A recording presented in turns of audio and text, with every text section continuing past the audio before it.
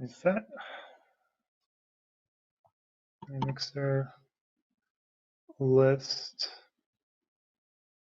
There we go. Woman on Mars. Okay.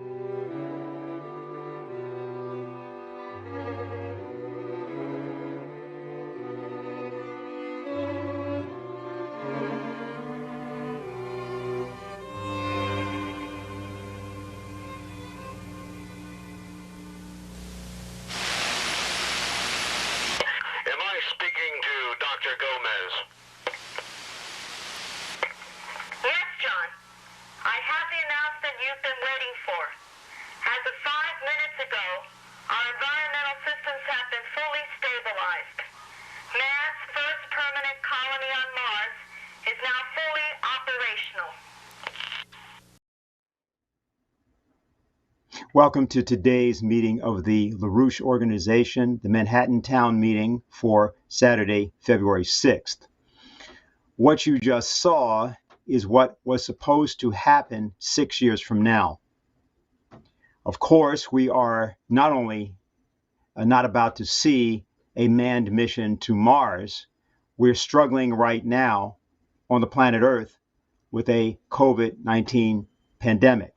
But it is true that over the course of the month, we are going to see three nations, the United Arab Emirates on 9th of February, China on the 10th of February, and the United States February 18th, all have space missions to Mars, to that planet. The UAE, a mission called HOPE, and the China Tianwen 1 mission, which will be on the 10th of February.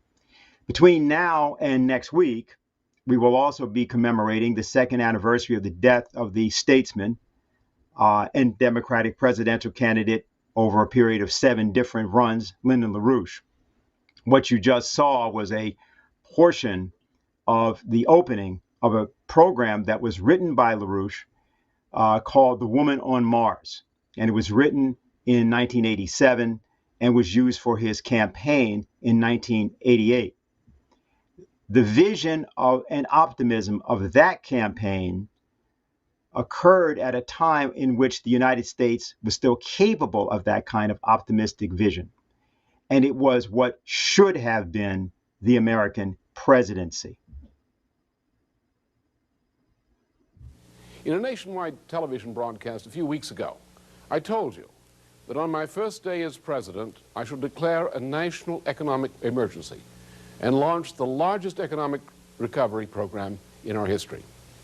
During each of the first 2 years of my administration, about $2 trillion in low-cost federal loans will be invested in building up our nation's presently rotting industrial infrastructure, plus building up about 5 million new industrial jobs during the first 3 or 4 years of my administration.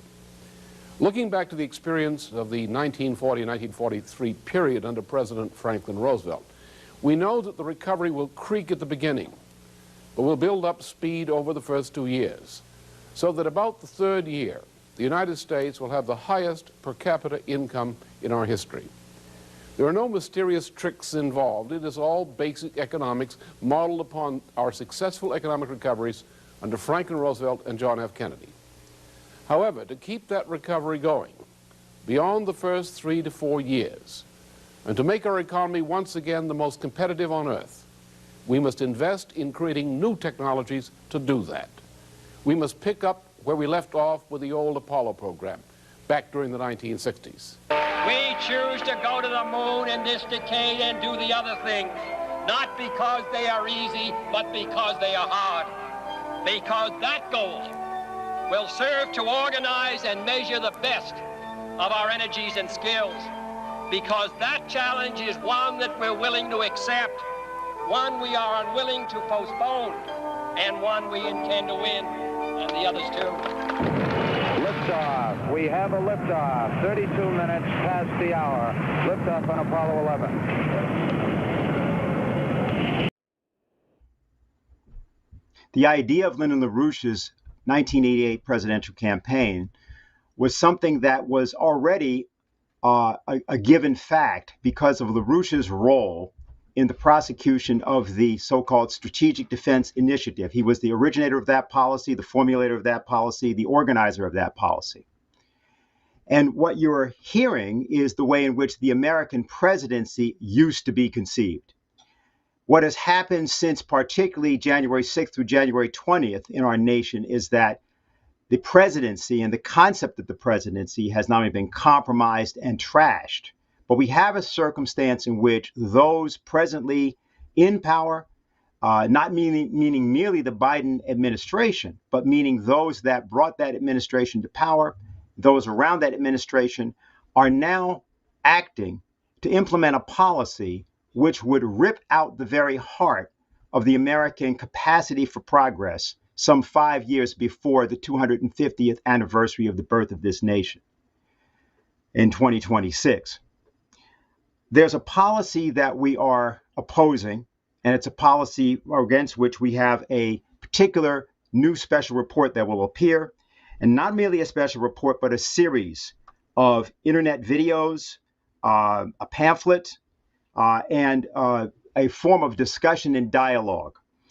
We've tentatively called this The Secrets Known Only to the Inner Elite, the Great Reset. And it refers to that policy just announced at the Davos Summit, which is an attempt to try to marshal as much as $40 trillion to set the entire world on a Malthusian course for radical population reduction of as many as 6 billion people over the short term. As we meet today, policy statements are being made by various representatives of the Biden administration, but by others that indicate that this policy will lead to a kind of eruption of the 4 horsemen of the apocalypse: famine, war, pestilence, disease. Already, of course, we have the problem of the COVID-19 pandemic and the need to see the most intensive cooperation between the United States, Russia, China, and many other nations. But instead, we are hearing the drumbeat of war. Recently, there was a statement made by U.S. Strategic Command Chief Admiral Charles Richard, and he said, "Our opponents invested in nuclear and strategic capabilities designed to constrain U.S. actions, test our alliances, and, if necessary, escalate past us, to include nuclear use. There is a real possibility that a regional crisis with Russia or China could escalate quickly to a conflict involving nuclear weapons if they perceived a conventional loss would threaten the regime or state. Consequently, the U.S. military must shift its principal assumption from nuclear employment is not possible to nuclear employment is a very real possibility and act to meet and deter that reality. Another statement was made by a gentleman by the name of Robert Grenier, former head of CIA counterterrorism during the Afghan and Iraq wars. He said, defeating Trump politically was the first step. Given the continuing threat he poses, convicting him in the Senate and barring him from elective office is not only a just punishment for his crimes, but also a national security imperative. I know how lunatic that sounds, but nonetheless, that statement has just recently been made in an NPR interview by Robert Grenier. In order to understand the policy origins of this, we offer you this comment, which was made by the Dean of the Queen Elizabeth II Academy for Leadership and International Affairs at Chatham House. She said, the threat to democracy in America comes from within the political system itself. And this comes from an article called "The Trial of Trump is Not Enough to Repair Democracy." Now, these policy statements, which are coming in the aftermath of the events, the tragic events that occurred on January 6th, and then the inauguration of Joe Biden, these events are not the primary footprint, if you will, of the actual policy being implemented. There's something broader happening and something that was discussed at Davos. And it's that to which our report on the secrets known only to the inner elite, the Great Reset, is directed. Now, to give an indication of the kind of policies and the kind of discussions going on among the so-called inner elite, I want to refer to something called the Council for Inclusive Capitalism. This is a group that was formed on December 8th. And they talk about establishing an historic new partnership between some of the world's largest investments and business leaders and the Vatican. It was formed by Lynn Forster de Rothschild, the wife of Evelyn de Rothschild and CEO of E.L. Rothschild. Quote, this council will follow the warning from Pope Francis to listen to the cry of the earth and the cry of the poor and answer society's demands for a more equitable and sustainable model of growth. The council is led by a core group of global leaders known as Guardians for Inclusive Capitalism, who meet annually with Pope Francis and Cardinal Turkson. These leaders represent more than $10.5 trillion in assets under management. And the concept is to reorganize the globe's finances around something sometimes called the Great Reset, sometimes called the Green New Deal, sometimes simply called the Green Deal, but all of it designed and destined to depopulate the globe at levels that would be not only astounding, but impossible to believe by most. What we want to do today is to give you a featured or a preview of that report. One of the authors of the report is here with us today to give you an idea of what we have in the report and also what you can do to help us mobilize. We're going to be focusing, as we have often done, as LaRouche Organization is known to do, first of all, on the role of the British Crown, the City of London, British intelligence. In other words, those forces that were at the very center of the deposing of Donald Trump from office and are at the center of an attempt to recolonize the United States, bringing it back into the fold of the perfidious Albion known as the British Empire. So what I'd like to do at this point is introduce Richard Freeman, who is one of the co-authors of the report and is a regular contributor to EIR. So Richard, if you're there, and also we have Diane Sare who will follow. Yes. Go right ahead. Okay. Thank you, Dennis. And what I'd like to do is just give a few of the features of what will be in this report, and we will counterpose to that President Kennedy's speech, which we just saw, of inspiring a great mission to destroy this apparatus, which is behind this. And so I'll pick a selected few things. On January 11th, Prince Charles, who's behind a lot of this, released a Terra Carta for nature, people, and planet. Terra Carta is just Latin for Earth Charter. To push through a green genocide program of radical population reduction, shutting down agro-manufacturing production, building a $40 trillion green speculative bubble, all implemented through a banker's dictatorship. If the prince and his associates are not stopped, their aim is to destroy the cognitive powers of man, halt capital-intensive, power-intensive development of agriculture and industry, and bring down civilization. Now, he's used some of his wealth, this is Prince Charles, but also from City of London, Wall Street banks, insurance companies, and so forth. And he's been working on this for 5 decades. So this is a cumulative process of 5 decades of work between him and some of his associates. So when you hear that, oh, this person just came up with this proposal 3 months ago, or President Biden is now signing this proposal, which was worked out 3 years ago, forget it. That's not what happened. This is the end phase of something that was conceived of before. Charles derives his capabilities, certainly not from himself, but from being embedded in a network of institutions. One such institution is the monarchy, but don't think of it as a single person. It's got literally hundreds of persons from Oxford and Cambridge universities, financial institutions, the best clubs you can imagine, and so forth. The monarchy itself is embedded in something that we will call the quartet. That's the monarchy, the City of London, which is not just a bunch of banks. It has an actual organized, it's called the City of London Corporation, the Bank of England, and the British Intelligence Services. And this quartet has been in operation since the 1694 creation of the Bank of England.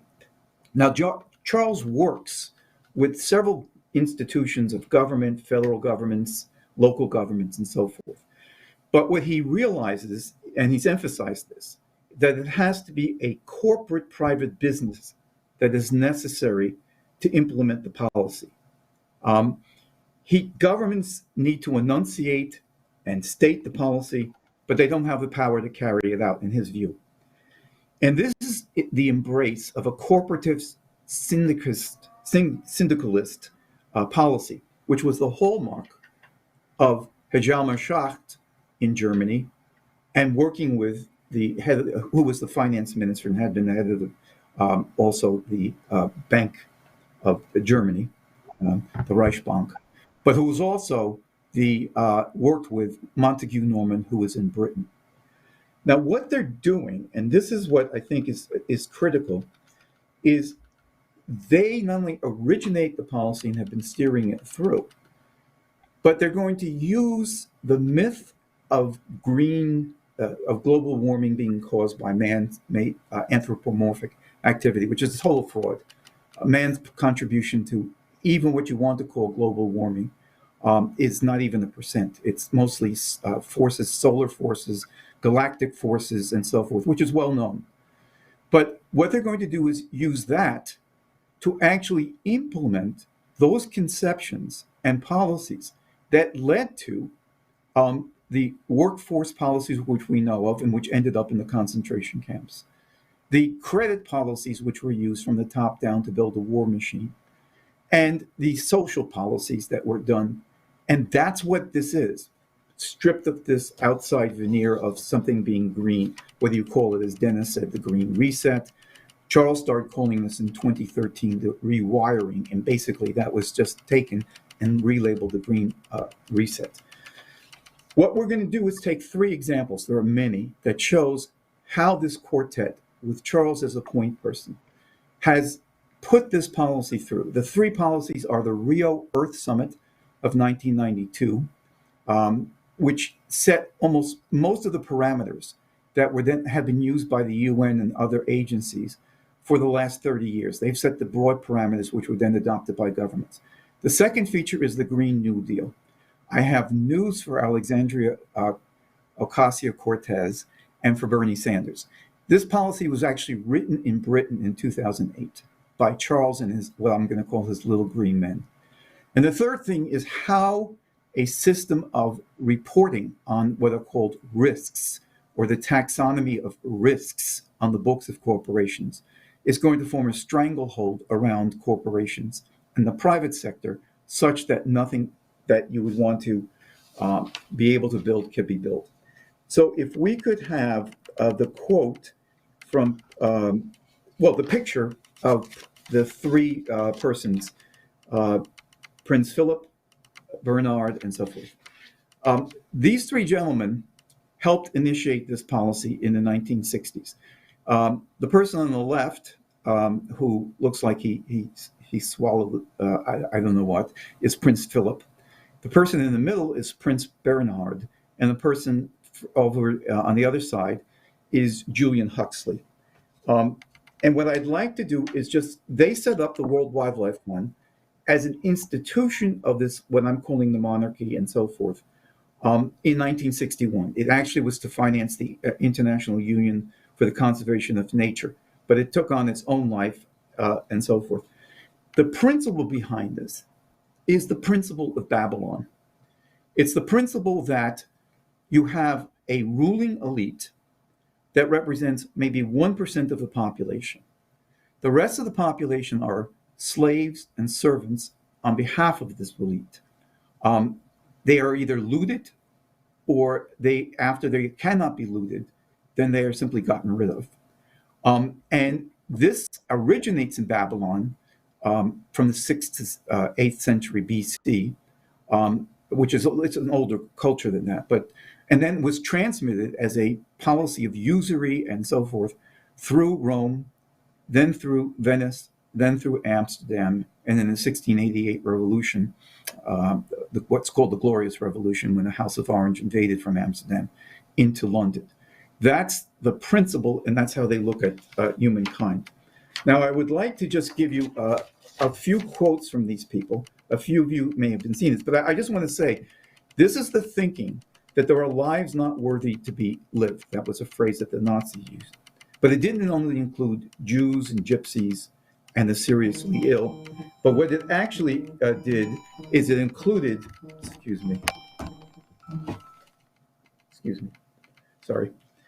but it included basically the entire human population, except for that 1%, which were considered to be the fittest among those people. And then the rest would be, it's like culling the herd and so forth. So I'd like to give two quotes. One is one from Prince Philip, which I think people have seen a variant of. If we could have that Prince Philip quote, please. Okay. My picture is I will just read this. I just wonder what it would be like to be reincarnated in an animal whose species had been so reduced in numbers that it was in danger of extinction.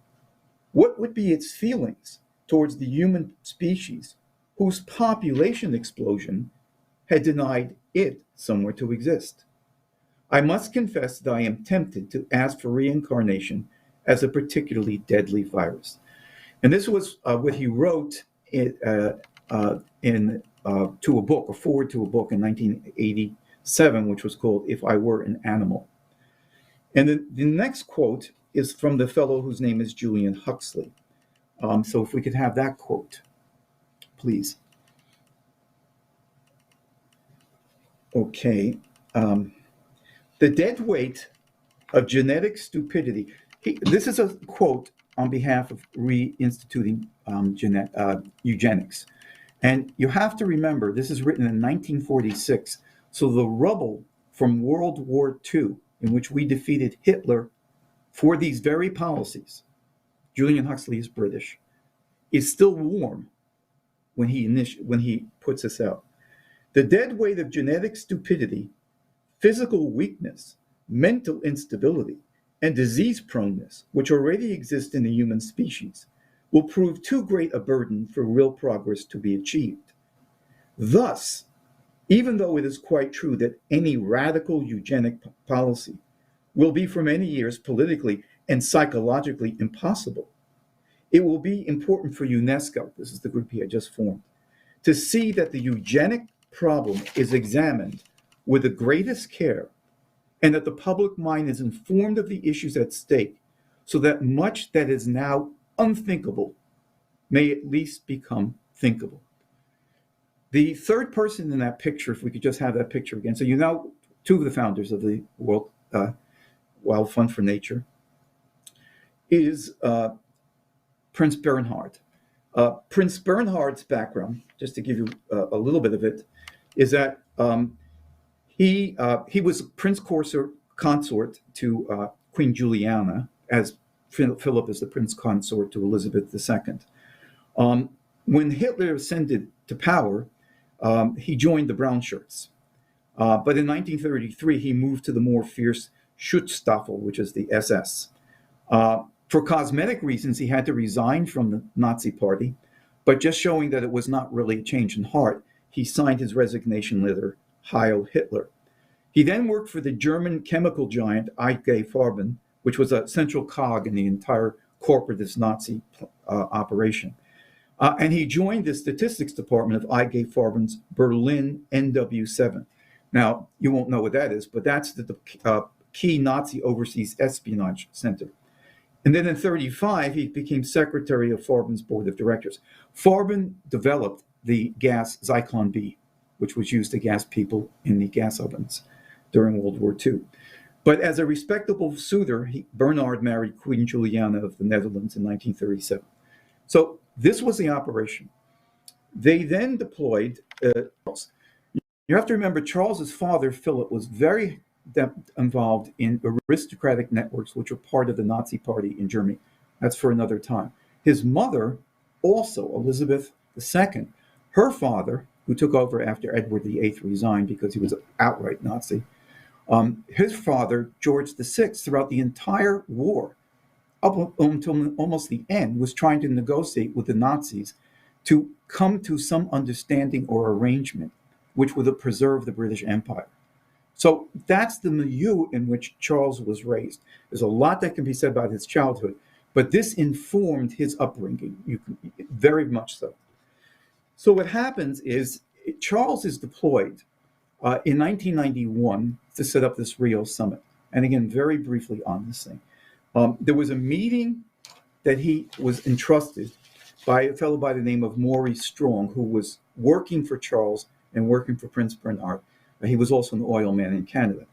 And I would just like to read you what happened.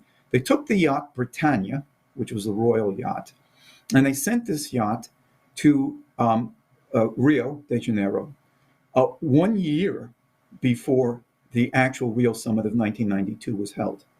And the biographer of Charles, his name is Jonathan Dimbleby, wrote the following about what Charles did. Charles was now 43 years old.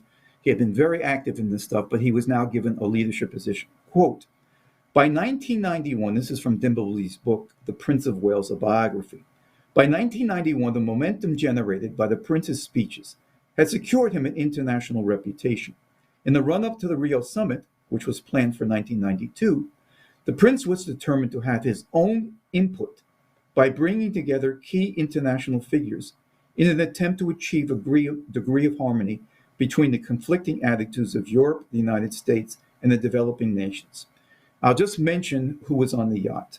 Senator Al Gore, whose book, his first book, was actually based on Charles's movie, which had a similar name. Senior officials from the World Bank, chief executives of such as Royal Dutch Shell, British Petroleum, the principal non-governmental organizations, including the British Ministers of Overseas Aid and the Environment, President Fernando Collor de Mello of Brazil. And so this was to set the agenda. Now, what was the Earth Summit? If I could have a picture of the Earth Summit logo. Okay. So it's called the Rio Earth Summit. There were about 130 heads of state. There were 38,000 people. So this was an extravaganza. It made 3 shifts, which are of importance. Many, but we'll just settle on these 3. The first one is people may have heard of the Intergovernmental Panel on Climate Change. This is the group that has been pushing for the idea that man-made anthropocentric work producing carbons, hydrochlorofluorocarbons, and so forth are responsible for global warming.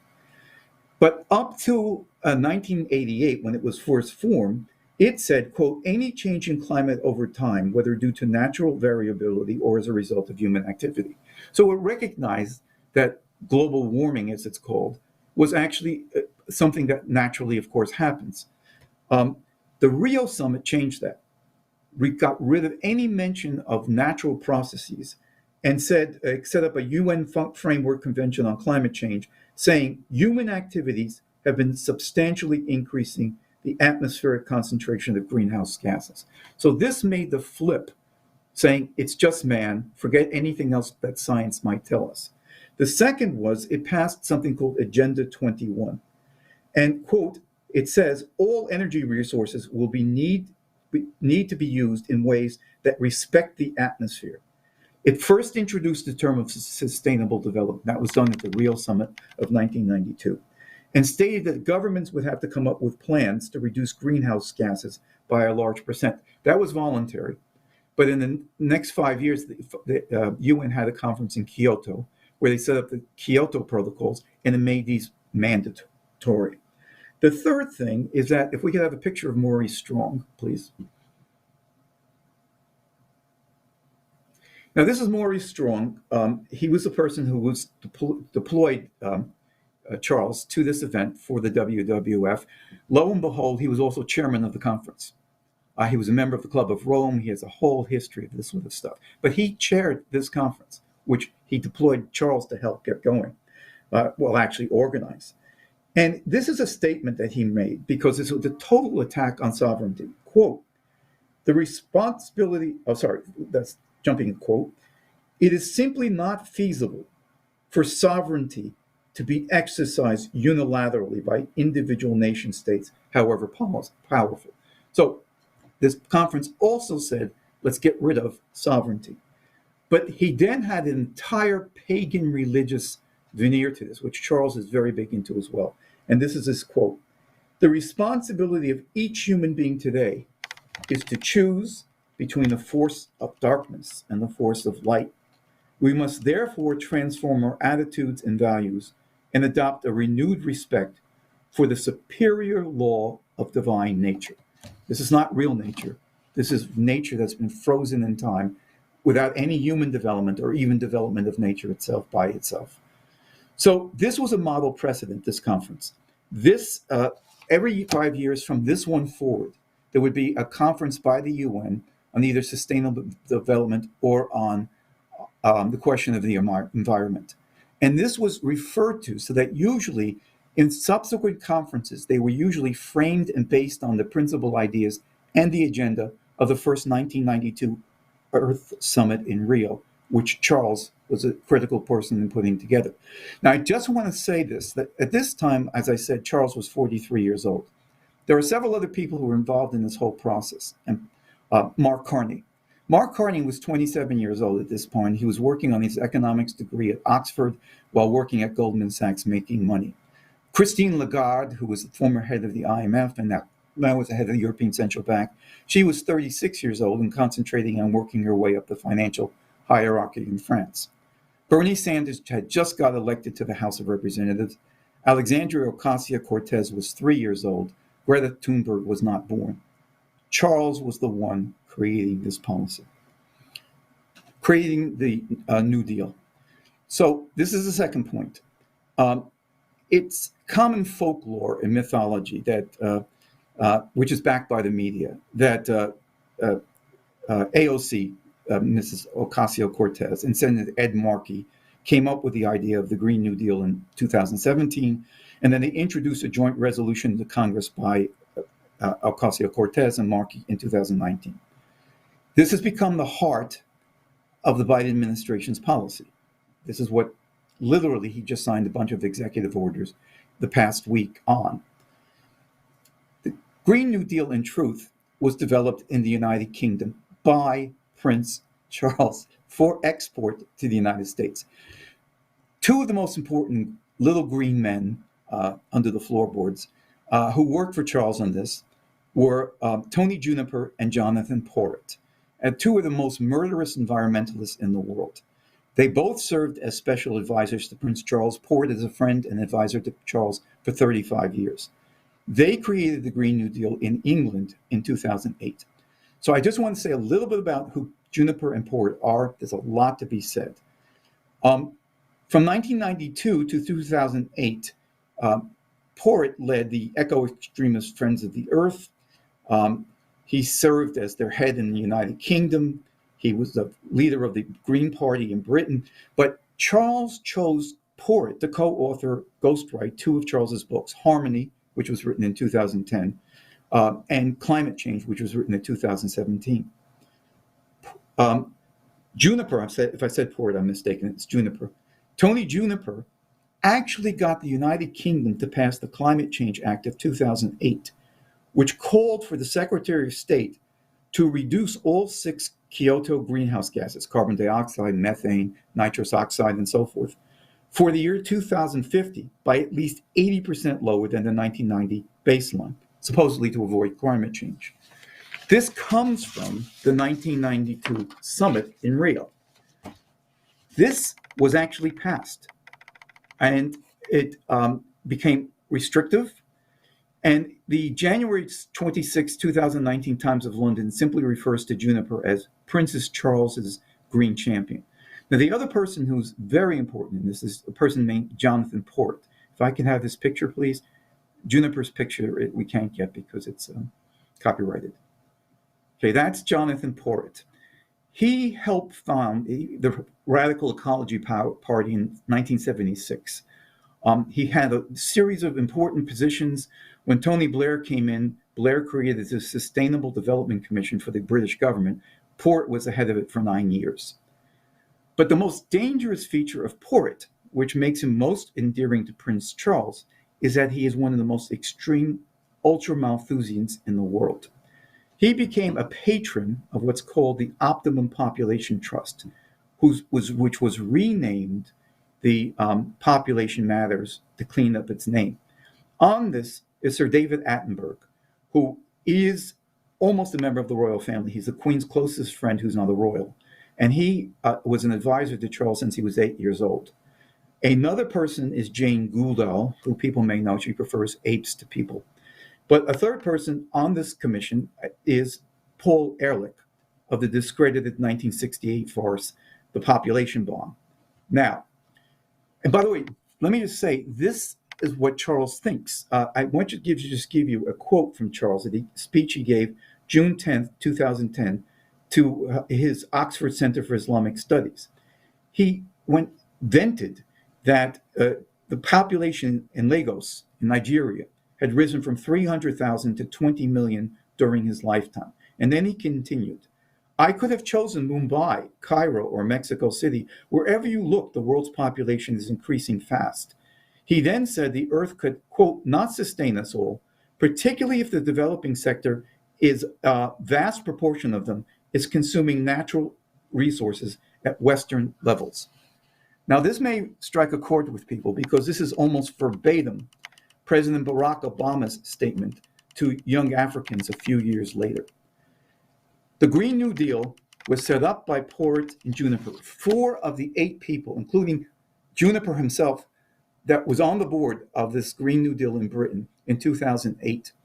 And then 3 others were directly under theirs and Charles's control. So half the board was there, with Charles, Porritt, and Juniper. I won't go through those people right now. Can I have the picture, the next picture, please? Which should be the Green New Deal. It's the demonstration for the Green New Deal in Britain. Okay, so if you think that you've seen this before, this is in 2008. you'll see the signs, no new coal. And then you'll see in the bottom, if you can make it out, it says Stop Kings North. That was supposed to be a joint coal and oil plant, a dual plant, never got built. You'll see the windmills and so forth. So this is what they created. I just want to give you very briefly their program. See if it sounds familiar. Britain's Green New Deal called for government-led investment in energy efficiency and microgeneration, which would make, quote, every building a power station. The creation of green jobs to enable low-carbon infrastructure reconstruction. A windfall profit tax on oil and gas companies to provide revenue for government spending on renewable energy and energy efficiency. Providing financial incentives for green investment and reduced energy usage. And it also called for, quote, ensuring more realistic fossil fuel prices that include the cost of the environment and are high enough to tackle climate change. So they called for a carbon tax, which is one of the things that's at the heart of Biden's program. So the moniker Green New Deal, which falsely associates Franklin Roosevelt with this, the call for shift to green energy, the cutting out of basic carbon fuels, this is all the remit of Prince Charles and his little green men, Tony Juniper and Jonathan Porritt. So we've now covered the start of this process in the 1990s. We've now covered where the Green New Deal comes from. So when someone says, I support the Green New Deal, they may as well be wearing a Union Jack shirt or something like that, because they may not know it, but they are simply following a policy which was originated by this quartet for the policies of genocide. As you heard, the backgrounds of Prince Bernhard, Prince Philip, and the lovely comments of Julian Huxley. The third thing is the recurring creation of something which is critical to the Green New Deal, the Great Reset, the Great Rewiring, call it what you will. You could call it the policy of 1932, 1945 Hitler Germany. They grew up some rules, reporting rules, which is called taxonomy. Taxonomy, you can have a taxonomy of anything. It's a classification of something. You can have a taxonomy of types of animals. But this was used for people who, corporations that didn't comply with anti-greenhouse gases. Now, the skeptic will say, well, how are accounting rules very important? I mean, really, that's the provenance of accountants, finance teams, insurance companies. But how's that going to force people to go green? It all looks kind of mushy. So let me just state what this is, because this is very important. And what Charles was aiming to do was to set up something called the Task Force on Climate-Related Financial Disclosure, which was set up under the Bank for International Settlements and under the Bank of England. And you'll see why this is so important. So in 2004, Charles and the Hong Kong and Shanghai Bank Corporation, which people may know is the world's probably most important drug bank, set up something called Accounting for Survivability. If we have that, if we could put it up.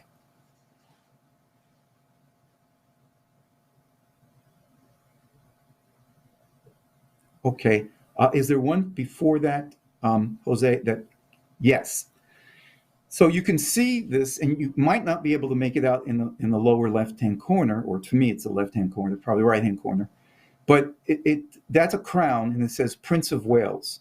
So this was his project. And what they say in their mission statement is, corporate finance teams are an asset to their organization and a vital element in building a sustainable world. To live up to this potential, they need to recognize the risks and opportunity associated with sustainability and be able to act on them. Finance teams, and this is very important, in an organization are critical in an organization because they control the flows of money and finance that are critical in enabling or blocking what the organization does. Now, if we can then have the graphic that you had put up earlier, please.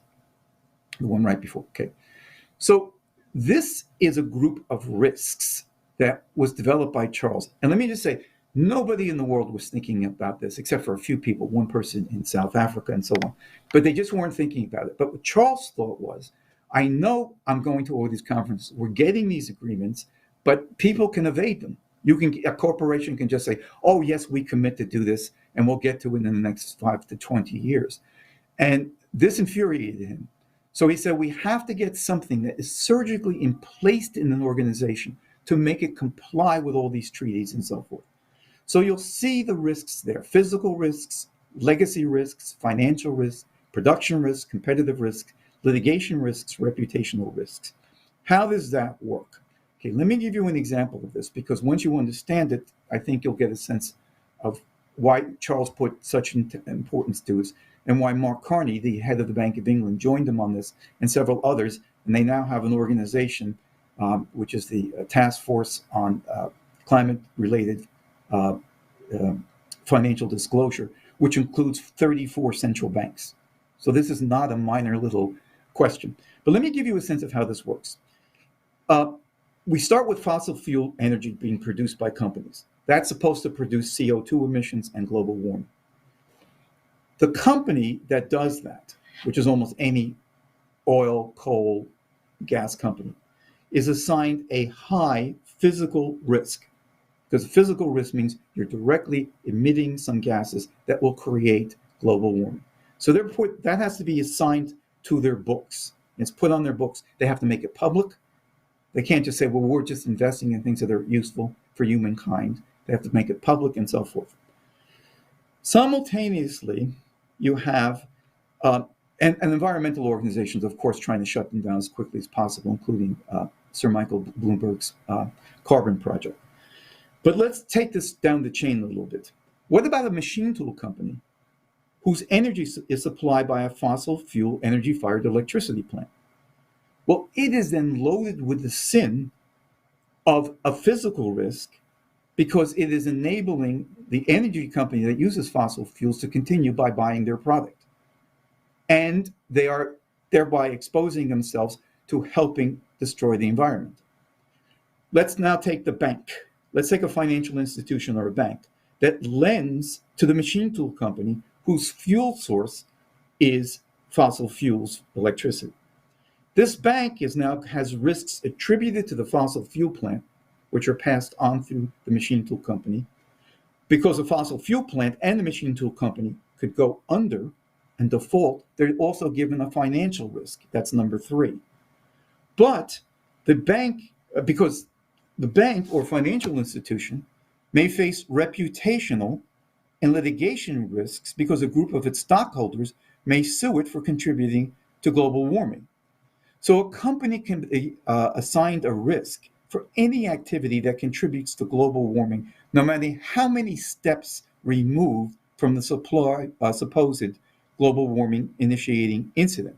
So previously, companies reported their profits, their losses, their loan borrowings, and so forth, and the only risks they had were financial risks based on losses of the business operation. But now each of these companies, everybody in the United States and in Europe and so forth, in every part of the world, have to hire management teams, which they're compelled to hire them. And they may report that to the company's board of directors that the company has serious risks that threaten its stability. Then you have regulatory agencies whose leaders have had their teeth sharpened on environmentalism, and they may rule that the company is not in compliance and must make immediate changes. Credit agencies like Standard & Poor's and Moody's may strip away positive credit ratings. A company will fear being accidentally or otherwise caught up in regulatory action, which could cause them to be delisted, put out of business, or even prosecuted. This is terror. This is a simple reign of terror, because anybody can be found for anything to cause global warming. Now, Charles knew that he wanted to get this through, and I'll really shorten this, but what they did is his Accounting for Sustainability group, which he formed in 2004, then took on and set up another organization called International Reporting Council, which was the founder of his Accounting for Sustainability, which is called A4S, was on the steering committee, and Charles's principal private secretary was put as chairman of this organization. But the key thing, and the last point on this, was to get this through the Financial Stability Board, which is at the Bank for International Settlements. Turns out that the head of that was the same person who was the head of the Bank of England, which was Mark Carney. And Charles had taken over Mark and his wife, Diana Carney. Diana Carney is a nutcase environmentalist.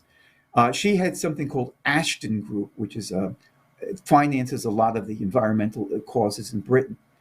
She's the chair of its steering committee. The patron and head of it is Prince Charles, who presides over her. She's also listed, she proudly lists the fact that she is on the Worldwide Fund for Nature, that she is a member of the Council of Ambassadors. Well, since 2011, the head of that is Prince Charles, which was the organization his father created. So he had her in his back pocket.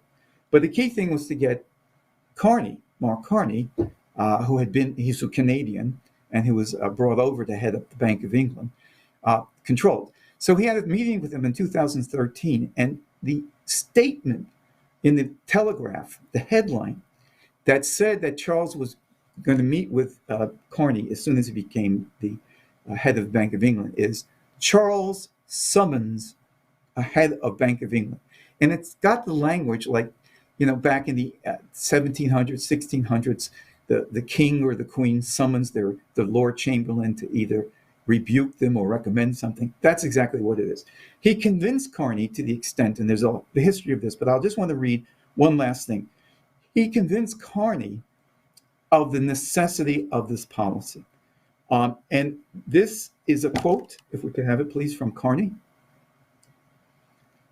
It is to HRH's credit, that's His Royal Highness Charles, that this happy occasion, this was in 2018, at a 70th birthday celebration for Charles, but it was much more than that. It is to his HRH's credit that this happy occasion is marked by a serious discussion of the risks and opportunity posed by climate change and the transition to a low-carbon economy. His Royal Highness has provided inspirational leadership on these critical issues for decades. Indeed, if we had heeded his advice when it was first offered, we might have already solved the tragedy of the horizon.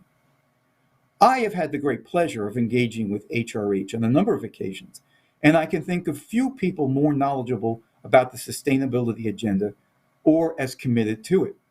4 years ago, he rightly put me on the spot. Charles just really put him on the spot. It was not putting him on the spot, it was much stronger. Highlighting that climate-related risks, what we were just talking about, will have serious financial impacts and asking what regulators were doing about them. HRH's challenges are even more germane today as the impacts of climate change continue to mount and the time to act continues to shorten. And just to say how this climate committee was set up, the task force on climate-related financial disclosures, in which every company must be graded by every investment they have anywhere in the world on whether it causes global warming. What happened was you have Charles's fellow, whose name is Russell P. Coe, working on the inside. He was a senior advisor. He was the guy who helped set up the Accounting for Sustainability in 2004. You had also on the inside Carney, who in addition to being head of the Bank of England, was from 2011 to 2018 the head of the Financial Stability Board of the Bank for International Settlement, which was overseeing this project. And you had Charles from the outside. So this was set up, and it was voluntary.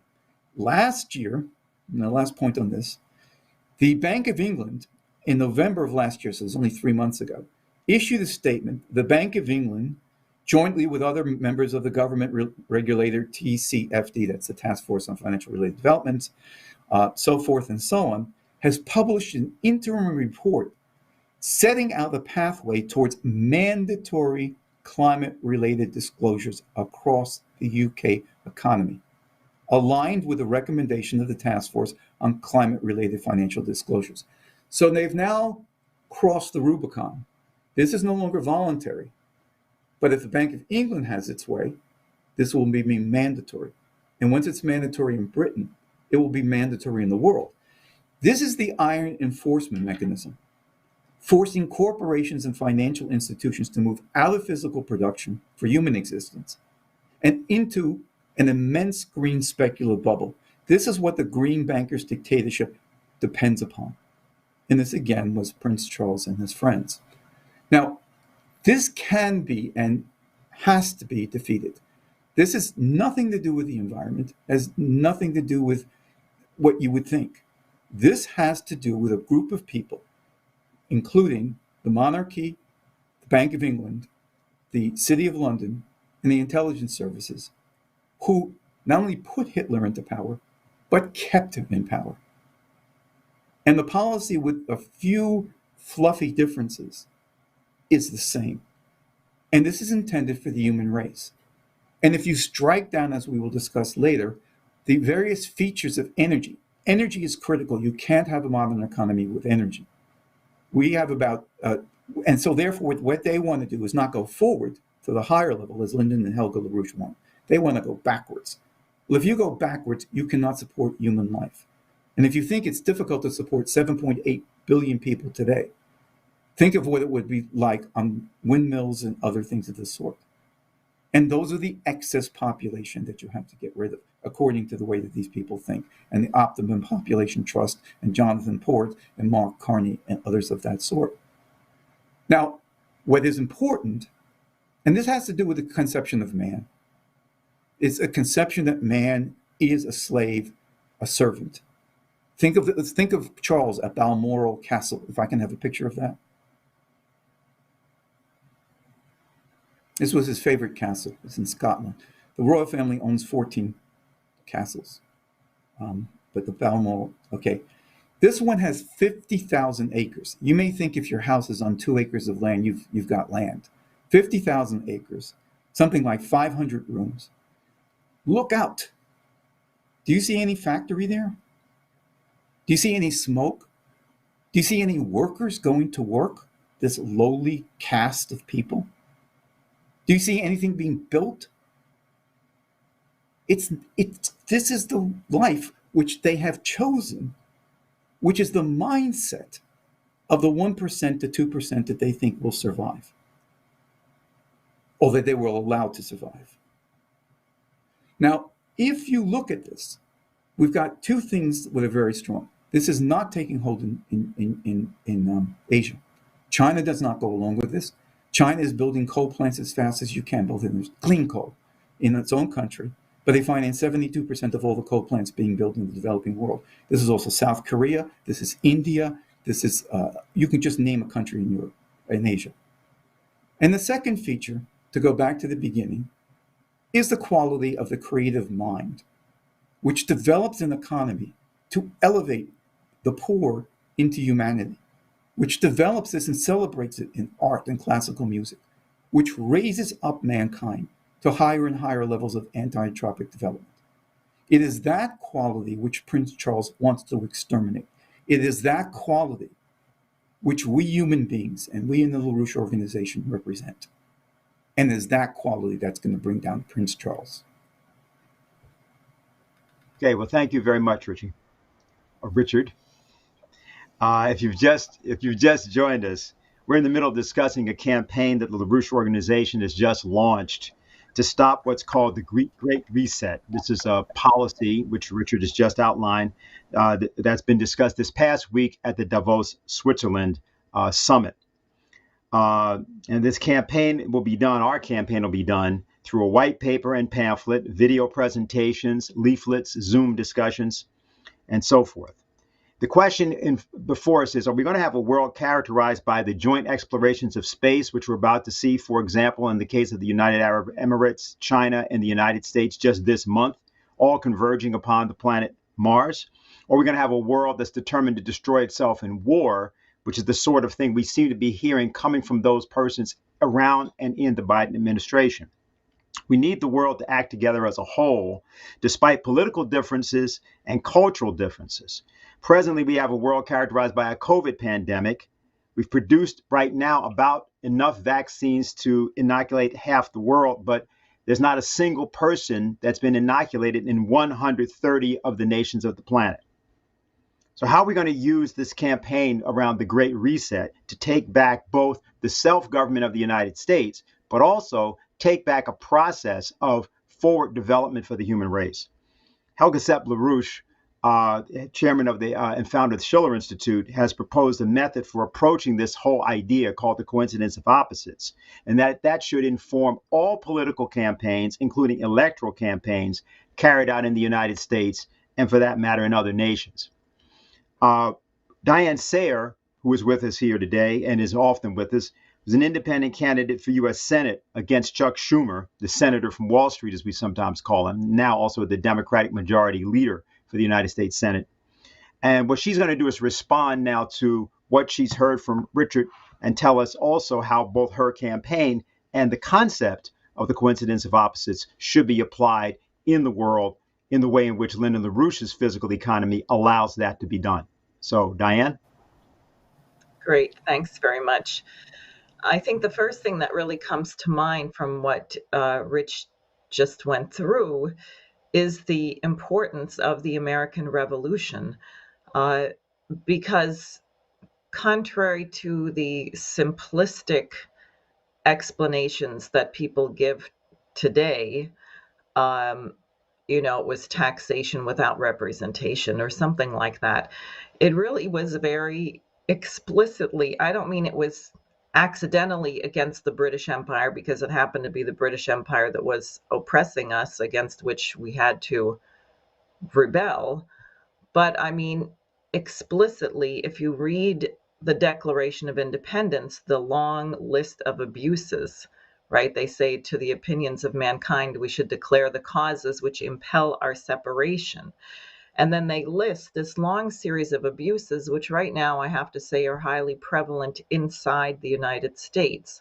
Whether you can get a fair trial, for example, whether you're innocent until proven guilty, whether you're forced into wars on behalf of the British Empire, all of these things, which I think should be revisited. And what you had among the leadership of this country was the colonies at the time, a very keen awareness of the methods of the British imperial system, what the British East India Company, what was being done in India. Alexander Hamilton, who was born in the Caribbean and had a very sensuous awareness of what the sugar trade looked like, some of the most brutal, and it seems the terrible thing to compare how brutal slavery is in one case or another, because any form of slavery is brutal. It goes against the nature of mankind, but particularly barbaric, brutality in the Caribbean, where I think slaves brought there only lived a few years from the time they arrived, because they were just simply ground up, beaten to death, etc. So Hamilton saw this approach, whether it was the Dutch, the French, the British, but this view that mankind is only an animal, and that your station in life is determined by your bloodline, something over which you have absolutely no control. That's one thing that none of us has any control over, which is who our parents were.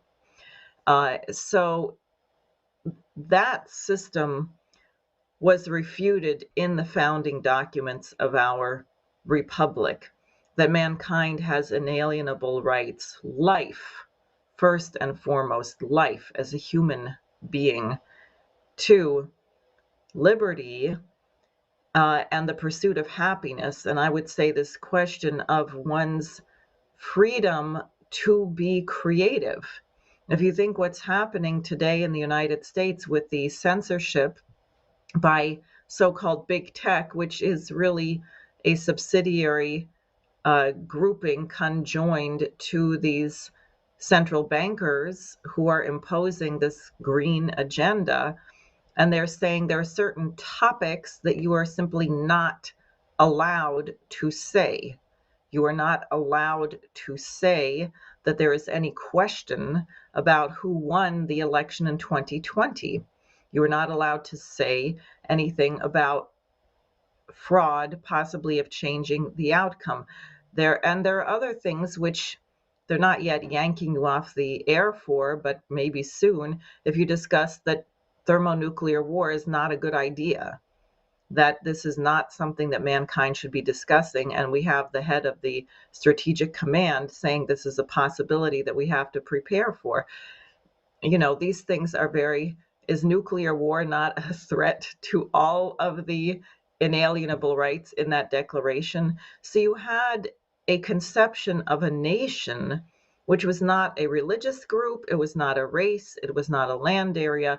It was explicit in the founding documents that we were created in opposition to this British bestialized view of man.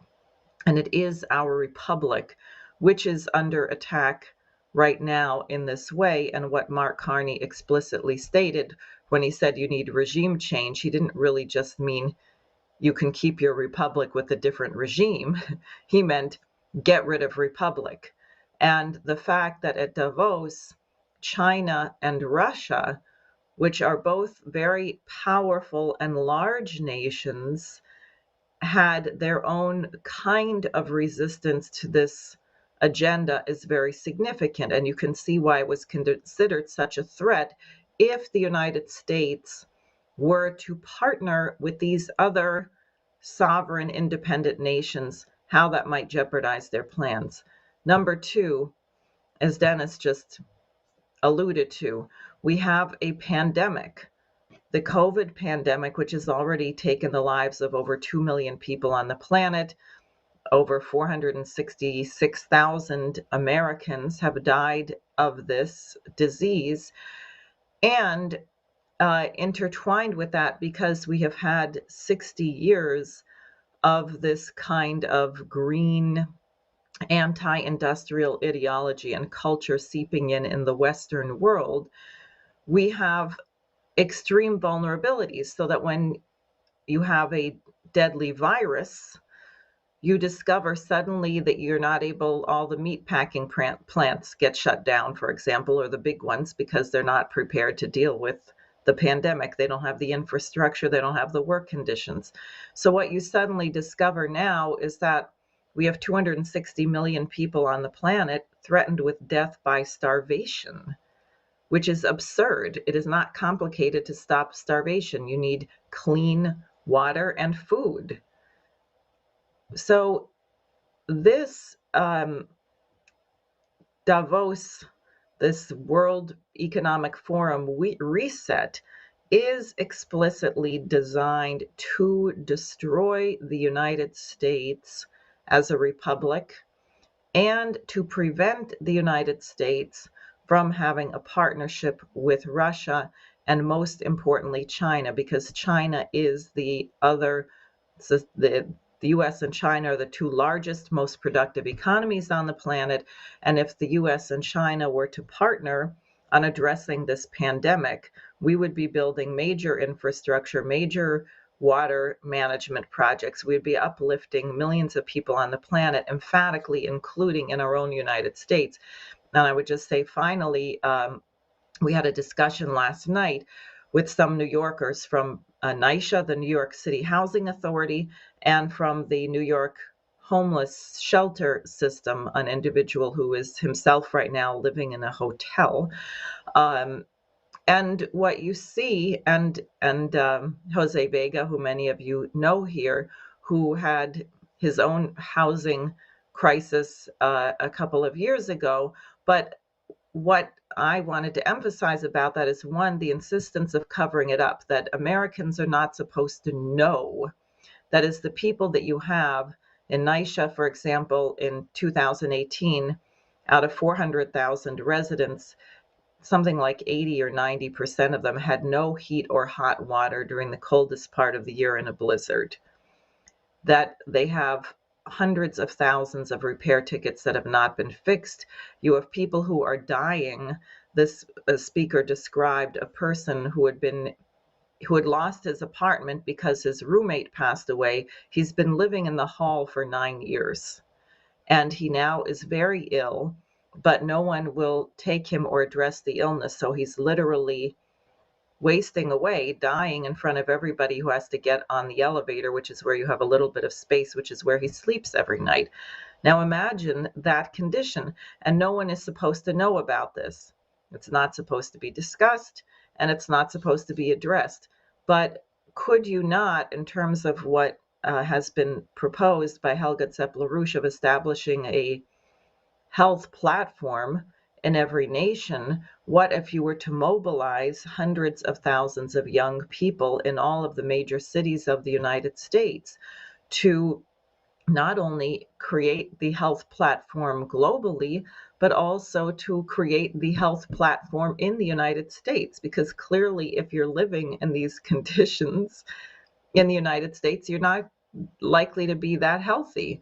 It's pretty obvious. There's a scandal in New York. I don't know if they've begun to get progress on it, but they decided they were going to open Yankee Stadium for massive vaccines, and that will service all of the residents of the Bronx. The Bronx, the congressional district there is the poorest congressional district in the United States. Well, as of 2 days ago, less than 10% of the vaccine slots had been requested. And they said, gee, we realized we didn't really make any effort to inform the residents in the Bronx that this was even available. So this policy of genocide that Richard was bringing up is explicit, and it's not going on just against people in Africa, in poor parts of Asia, or in Ibero-America, but it is also being carried out against the population of the United States under the pretext, as you heard from Julian Huxley, that people are genetically inferior, they were too stupid, they have mental issues, they whatever. There's always some reason. They're illegals for why it is not addressed, but the policy is their extermination. And if we go that way, then we have lost the United States. Now, I will just say I'm running because I don't think people want to go that way. I think what is desperately needed is leadership. I think everyone watching this program has to become a leader in your own right, in your own area, and as broadly as you can around the policies that Lyndon LaRouche fought for all these years. And the last thing I want to say is that everyone often said, oh, Lynn, you're exaggerating. It's not going to be that bad. We're not going to really have an Orwellian world where there's no freedom of, no freedom of speech. We're not going to have a pandemic that wipes out millions of people. We don't, look, you exaggerated. We didn't ever have a collapse. Well, sorry, LaRouche turned out to be absolutely correct, and everyone who said something different was wrong. That's what I have. Okay, very good. So we're getting some questions, and I just want to make sure I get myself set to do this. And I think we've had at the bottom of the screen, if people have questions at LaRoucheOrganization.com, I think it was .org. So there was a question, Richie, for you, which was from Tom in Florida. Please explain to your audience how Biden's recently initiated federal apprentice program will be used. That was the question. You have any comment on that? What he's referring to? You're muted. Unfortunately, do not know that aspect of things. Okay, all right, fine. There's another question I want to pose. This one was actually for Diane, but sort of in reference to everything being said. Last night on the Diane Sare show, she had a few guests that described the conditions in New York City housing. We just heard that. What was also exposed was the corrupt local government that is complacent, or complicit, it should say, in keeping the housing conditions poor. Take the reality of the housing of the poor in New York City and combine that with the Great Reset and what Prince Charles and company believe. Are we already in the stages of a Great Reset that begins with killing off the poor, and how can that be reversed? I want to pick up on Diane, do you want to go first? Why don't you go ahead?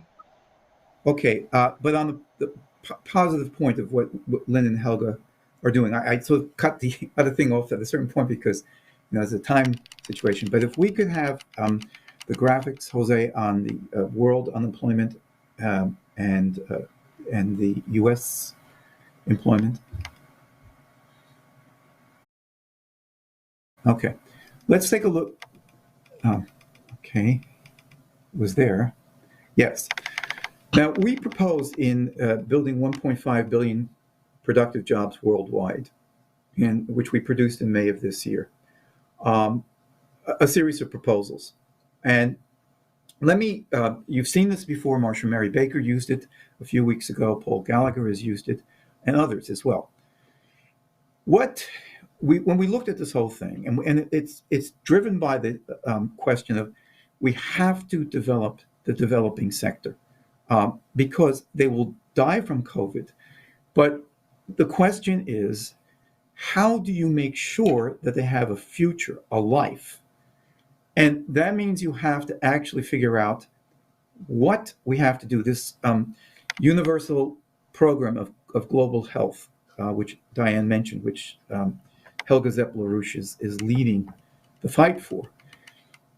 If you're going to protect people against this pandemic or a future pandemic, or just have them grow up normally so they don't have mortality rates that with 5 to 10 to 15% of the children die and are underweight or underfed, you have to build a hospital system.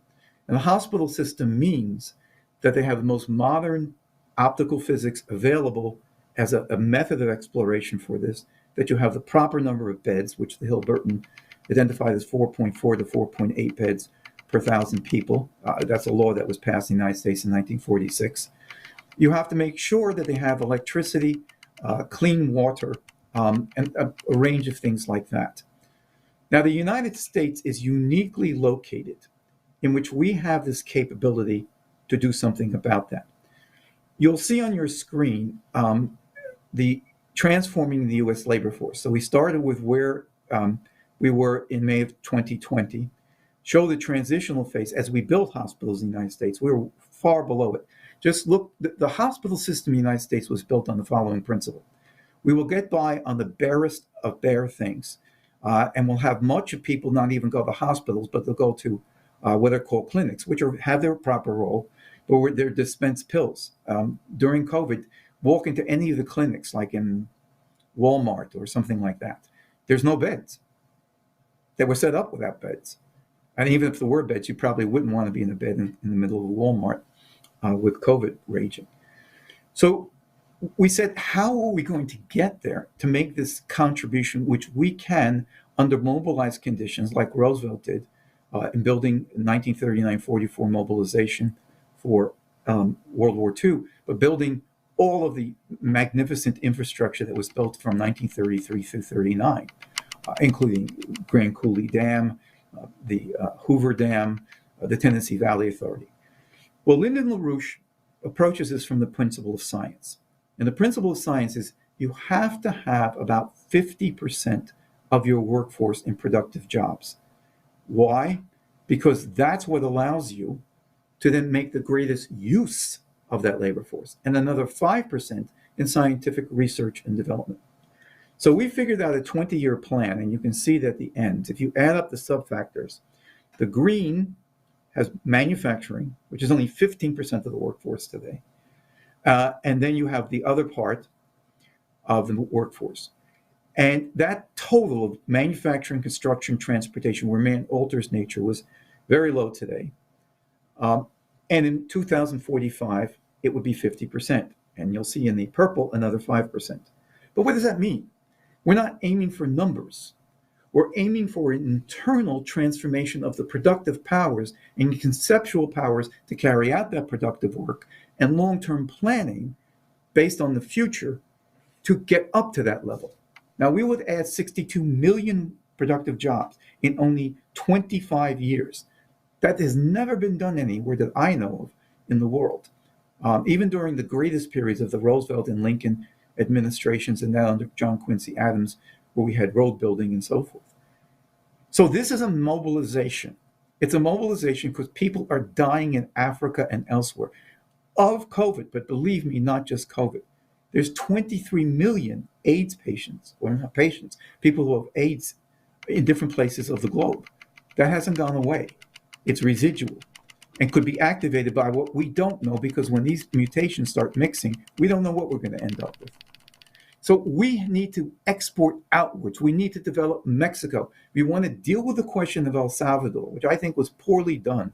Well, we'll just say everybody's a drug pusher, or it wasn't said that way, but there are many drug gangs, which is very true. Well, what do you do about El Salvador? What do you do about Honduras, Guatemala? Well, you set up a upper triangle operation with Mexico, China, and the United States, and you start building those places like crazy. You wipe out the poverty, which is the source of the drug. You kick the drug traders, like those who were working with Prince Charles on this plan. You kick them out. That's the type of transition we have to make. And then if we could have the second one, and we would have the world's labor force transform, which is an even bigger challenge to do, because one feeds the other. As the United States kicks this off, and as we build manufacturing plants, as we build high-speed rail, as we build decent hospital systems, we then give those places in other parts of the world their capabilities to develop, and there's an interfeeding process. Now, think about this. Two features. One, what happens if everything that the Green New Deal wants to do happens while we have a COVID crisis and the biggest financial blowout in history? As Paul Gallagher has pointed out, the debt of the world has grown to 270 trillion. The outstanding value of the derivatives is about probably 640 to 670 trillion. If they go, that will be a match that will set off in an imploding country where people are intending, around the monarchy, this quartet I mentioned, to destroy people. You will have something worse than it happened in the 1340s in Europe. Because remember, the reason the bubonic plague could succeed was not just because, there was people were got it and contracted, but the kings and queens of Europe had looted their populations to carry out wars. And what they did is you paid your taxes in kind. You paid it in usually bushels of wheat or whatever crop you had. And when people were taxed so high to pay what was needed as taxation on their crops, they double cropped in places that you can't double crop, and you wiped out the land. And simultaneously, the levels of what we would call potential population, relative population density, got completely lowered, as Diane is explaining, with people living in elevators to have a place to live. And so therefore, when the plague came, with lowered living standards to the austerity and so forth that Biden is talking about and others are talking about, and certainly this group that I've mentioned before, and the Green Reset and so forth, it was like hot knife through butter. Because there was no resistance, there was no protein, there was no other features of the standard of living. That's what we're facing. And the point that I think people should also think about is this. The people who are opposing this Green New Deal, they're completely genocidal, but they're stupid. I mean, really stupid. They have no sense of universal science. They have no sense of nature. Because right now, nature is not just sitting there. Mankind has, as a central place of the universe, developed nature. Look at the Imperial Valley in California, which was developed by the All-American Canal, which Roosevelt built between 33 and 35. It was a desert. Now it's the largest vegetable producing region in the world. Look at other animals who live because we have changed the environment. Places that did not have rain, when you actually make them fertile and fecund, then you get a water system that starts self-perpetuating the development of rainfall and other places. Look at all the species in the animal and plant kingdom that are now dependent upon the creative powers of man, correctly so. I mean, I don't know if people know this, but in 2017 and 2018, the world became greener because of both China and India planted a ton of trees, but also because people are planting agriculture, which is good. If we take mankind out in the greatest financial crisis in history, with these absolutely destructive plans of the oligarchy, we will not only wipe out mankind, because we're going to reach a point where we will start to devolve. This is what LaRouche calls a biological holocaust, where you can't stop it. We'll have more and more mutations of diseases, but simultaneously, we will destroy nature, which is dependent upon man's creative contribution. You will get savannics, where things are wiped out. Things like boll weevils will work through cotton, all sorts of various things that attack rice, that attack other staples, that attack trees, that attack plants will be wiped out. Because of their stupidity and insistence on not knowing science and knowing the science of biology and agriculture and of nature itself. We could go back to what the earth looked like 2 billion years ago, when you basically had stones and it was alive, were things that were living in the ocean. That's the risk we're facing with a financial crisis, a threat of war, and now putting in this insane ideological stuff from Prince Charles and others. I'm going to, let me indicate to Richard, when you're leaning forward, you're getting some kind of a tremble. If you stay backward, it's a little bit easier for us we're hearing something coming through your audio. I want to introduce the theme here because of the personage, Mike Bloomberg. Bloomberg, it has to be remembered, was mayor in New York City from 2001 to 2013 or about. In fact, he changed the charter so that he could run for a third term. He has been this representative at the United Nations for climate change. He also is very active in what's called the C40 Sustainable Cities Project, which really talks about a kind of set of independent sovereign city-states rather than the nation states. And he represents, because of his intervention also in the 2020 election, which was not to get elected, but was in fact to boost the Biden presidential campaign at a time that it had completely tanked, using basically tens of billions of dollars to do that kind of thing.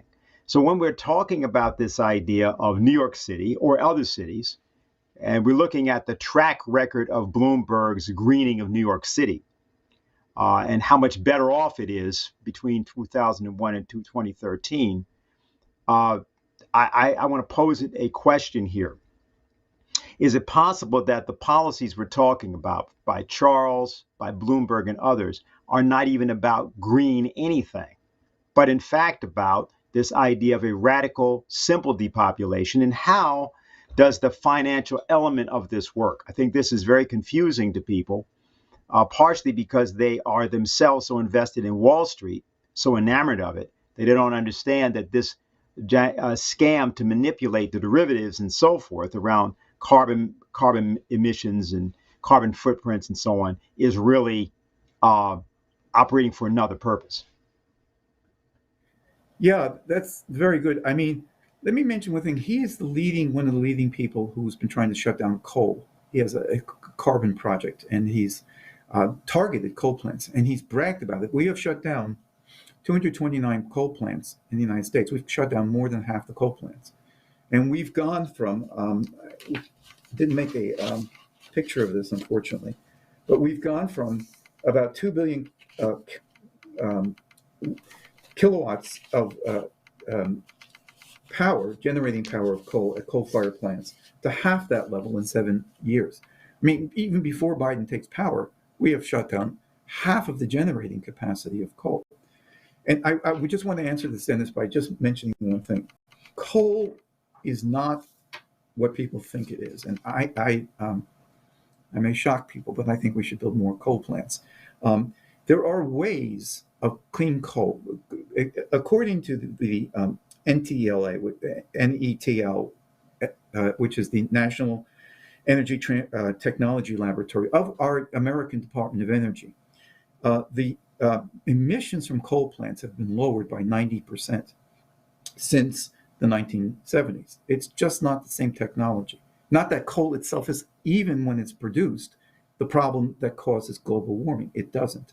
It has almost no effect.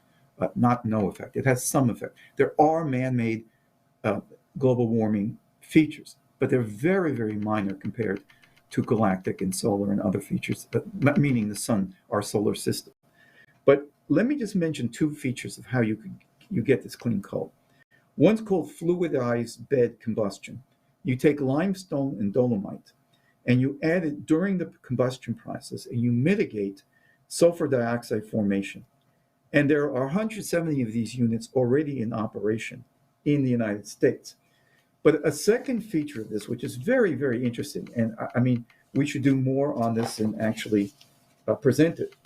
You have different units that can be used in the coal process. I'll just give you one. It's called selective catalytic reduction, which goes by the initials SCR, selective catalytic reduction. And what it does is it gets rid of various oxides of nitrogen. They call them NO and then small x, because it could be NO2, NO3, and so forth. Now, what do? It's very basic.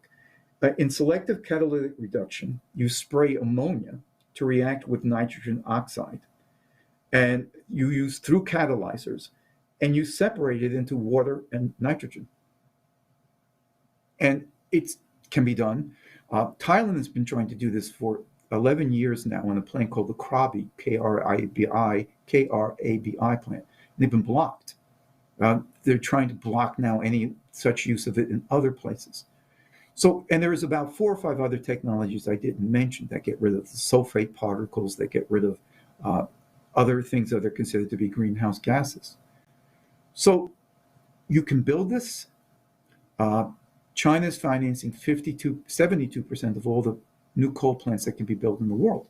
Think if we built this as a transition to nuclear fission, which we would leave coal, but not for the reasons of greenhouse gases. It's because nuclear has an energy flux density by an order of 2, by 100 times of coal. That's the reason we would move. We're going to move up the technology ladder. And then fusion, which comes after that, which if we were serious as a country, we'd put huge amounts of effort into. So the question is, coal-fired plants can be built in 3 to 4 years. And with this technology, they're very helpful. And we should consider, America has 1.1 terawatts of installed capacity. That's, tera just means a trillion. So we have 1.1 trillion terawatts of installed power capacity. The world has 6.9 trillion. So we have 1/6 of everything in the world is in the United States. And if we toss it away for what you call these, like wind, which operates at only about 40% of the power produced by coal, because wind is wind. It depends on whether it's blowing. Solar is even worse. So when you hear the rated capacity of solar and wind, they're not the real capacity of what they are. Now, let me just throw this out as a proposal to get at the question you're posing. If we were serious, instead of trying to uninstall capacity, as has happened in the United States, as is happening in Germany. Germany is scheduled to go out of nuclear, and their 6 nuclear plants that they have will be taken down, and going out of coal is official policy, and it exists elsewhere in the world. Let's say instead of 6.9 terawatts or trillion watts of installed capacity in the world, by 2030, we went to 10 trillion. Most of that in the third world. That would be a 45% increase. Then we could actually have a policy that makes sense. So let's go back to your question, but I just wanted to situate how you can deal with every question that supposedly even exists in the green question by man's creative ability. It is that which is really under attack, most seriously, and civilization. The passing on of this creative capacity, which you develop in children, which you then develop for future generations. That's the object of the monarchy and the others. That's really the subject, not even some of the other stuff.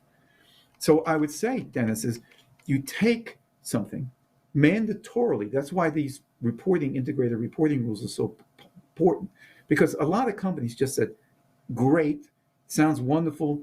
We are, of course, everyone's saying we're for green, so we're for green. But they didn't do anything. And it was known that they weren't doing anything. So Charles tried to put some teeth, some claws into this process where they will be shamed, as people are shamed if they say anything like, well, the elections were a fraud. Oh, you're against the Constitution or something crazy like that. They will be shamed into going into a bubble. The royal families will make money, and others. I don't know if you know this, but the largest producer of wind in Britain is the royal family. They own wind farms because of their right to offshore leases that are been valued by one company at $2 billion, the largest producer in Britain. But I mean, that's not the reason for dealing with this thing. So I think it's simultaneous. They want to extend the bubble, which is about to go, by building up a new area, which was like the cellular phone era, like the dot-com bubble, like the housing bubble, extended 2 to 3 years, which is just practice. They don't think, they just do this instinctively, build another bubble. So I do think there's a real element of that going on. I don't think it will work. I think it will blow up perhaps faster than any bubble we've had before. But I think the point that you're getting at is that some of this stuff can't work. It can't. And we have a lot in this report, which is excellent, written by Rainer Appel, by Paul Gallagher, a whole series of people who've written, Claudio Celani, is that this operation can't work even on its own terms. But you put people in situations. What happens if Germany doesn't have nuclear and doesn't have coal? And then the policies that have been imposed on them don't work. Well, the coal plants have been shut down. The nuclear plants have been shut down. What do they do? And that's going to be what the world is facing in every country. If this doesn't work, and they've already torn down their advanced capacity, then we're going to go back to the primitive societies that Maurice Strong was talking about when he was talking about the divine laws of nature at the Rio Summit. And these people believe in this nonsense. Or whether they believe it or not, I don't know, but they push it. And that's what we'll be back in the level of primitive man. So I take what you're saying very seriously. I don't know whether they know that it won't work. I think some of them clearly do. And just see this as a vehicle for not just depopulating, but tearing down the very principle of civilization and making sure it never gets reproduced again. They'll go down with a deluge, but they will make sure that that spark of the divine spark of man will never exist again. Okay, I have another question, but Diane, I don't know if you want to say anything in response to that or just go ahead with the next question.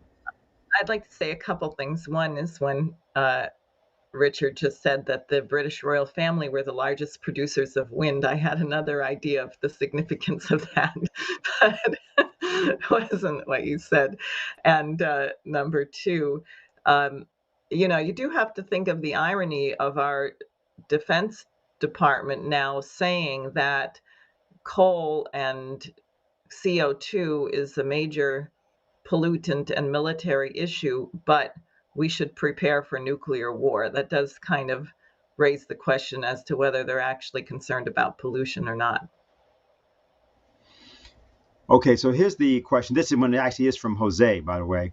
He asks, can the people under 30 who are out of work and school be mobilized to do something about the lack of outreach for the availability of the vaccine in the Bronx?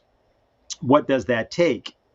And if that involves medical and possibly engineering training, can they be deployed for other things beyond just treating COVID? So it's really kind of a two-part question. So, Diane, you wanted to start with that? Well, I would say on the first part, there should be a huge mobilization. Jose could get to people it doesn't require special skill to knock on doors and get the word out and let people know that the vaccines are available and they should get there. And there should be someone in the city. I imagine transportation is an issue for many people, but it really is absurd that you have this reservoir of vaccines available and sitting there and no one is taking advantage of it. On this question of skills, yeah, it needs to be mobilized. One thought that I've had is that you have all these people now. Of course, Biden is sending them all back to Syria, Iraq, and Afghanistan, but President Trump brought an awful lot of troops home.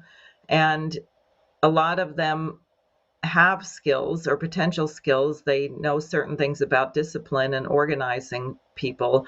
So one thing that would be of great benefit if we were to extract ourselves from all of these military deployments is to have a kind of a military deployment involved in training people in the skills they need and also beginning to build some of the things that need to be built right away.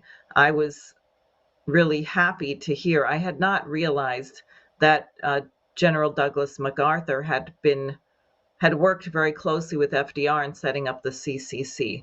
That was interesting to me, and I think it's a really good example of the kind of thing that can be done. And we have people in this nation who know how to do these things, but so far their talents have not been unleashed to do them. Okay, Richie, anything to say? Yes, I wanted to cite something I think you, Dennis, or Diane brought up. This was a speech that they have these what's called the World Economic Forum, and it's based in Davos, Switzerland, and it was held this year, June 25th through 29th. And they let all the crazies out, and they go there, and people like all these environmental crazies, people haters, civilization haters. Xi Jinping spoke, and I just want to give you his closing paragraph because I think it represents the answer to what Jose is getting at. And I think Jose already knows, just by knowing him, some of the answer. This is his closing paragraph. With all these creepy crawlies all over this conference, they're just oozing out this stuff. The real hate for mankind. It really is. It really is. I mean, okay. So he says this: there is only one Earth and one shared future for humanity. As we cope with the current crisis and endeavor to make a better day for everyone, we need to stand united and work together.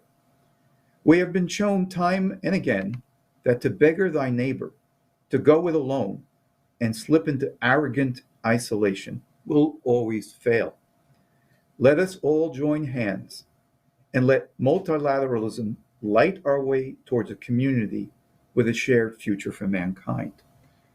Now, if America were to join with Xi Jinping and with President Putin to begin this mobilization, to build what Helga has been saying, and the coincidence of opposites, and Lynn Speed and Suzanne Klebe have been organizing, many of our members are organizing for, to build hospitals, because if you build hospitals, you have to have power supply, you have to have water, you have to have a machine tool capability.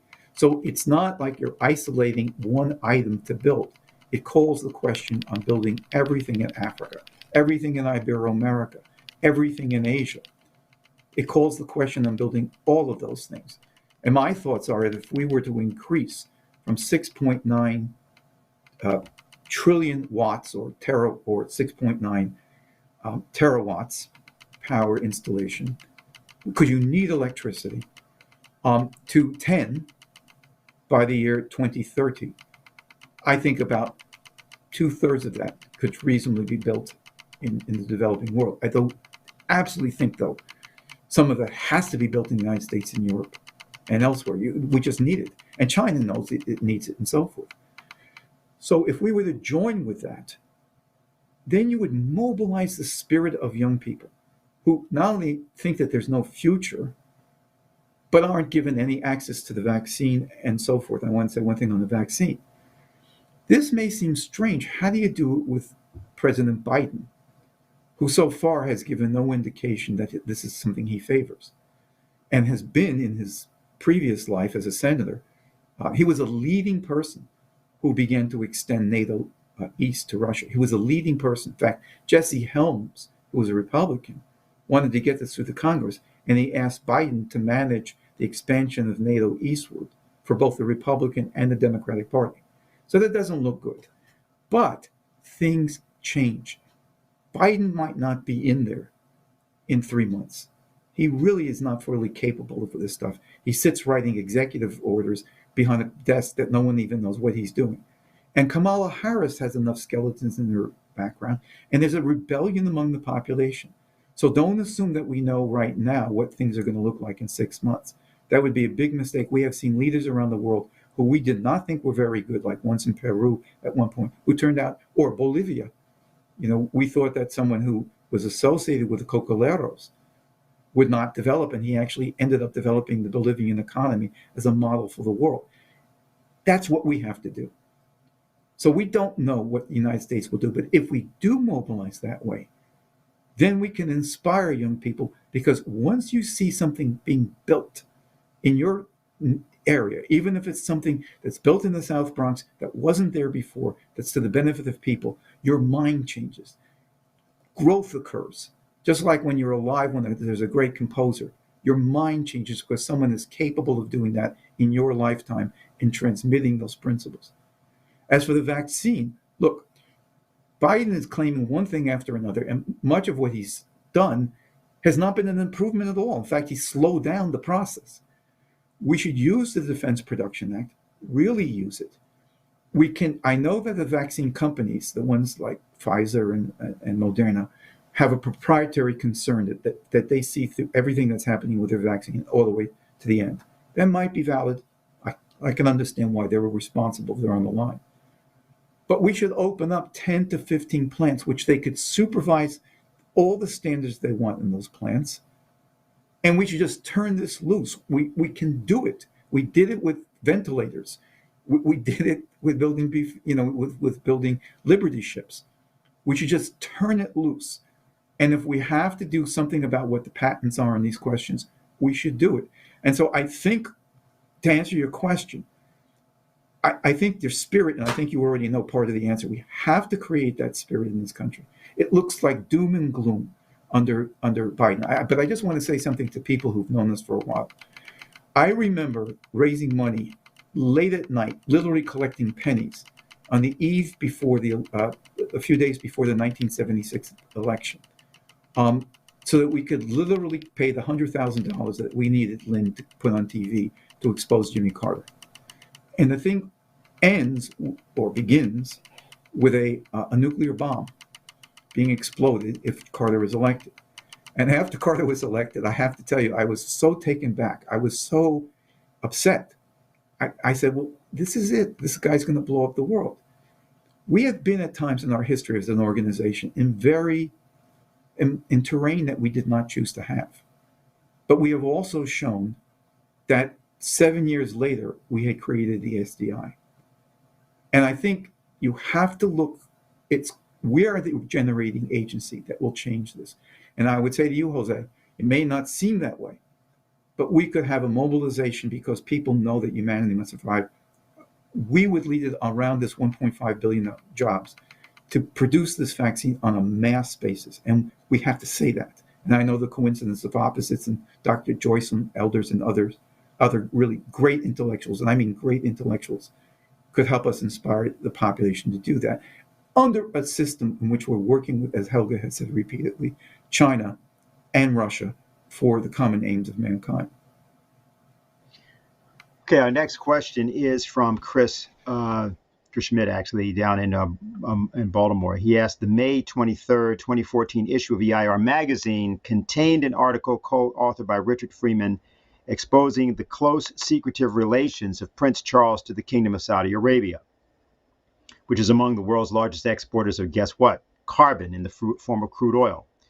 The thrust of the article, however, is to expose the Saudi relationship with Prince Charles, the export with Prince Charles's tacit approval and the BAE co-sponsorship of radical Islam, used as an instrument of destroying Arab and Middle East relations and nations such as Iraq, Afghanistan, and Libya. These nations were resisting assimilation into global government.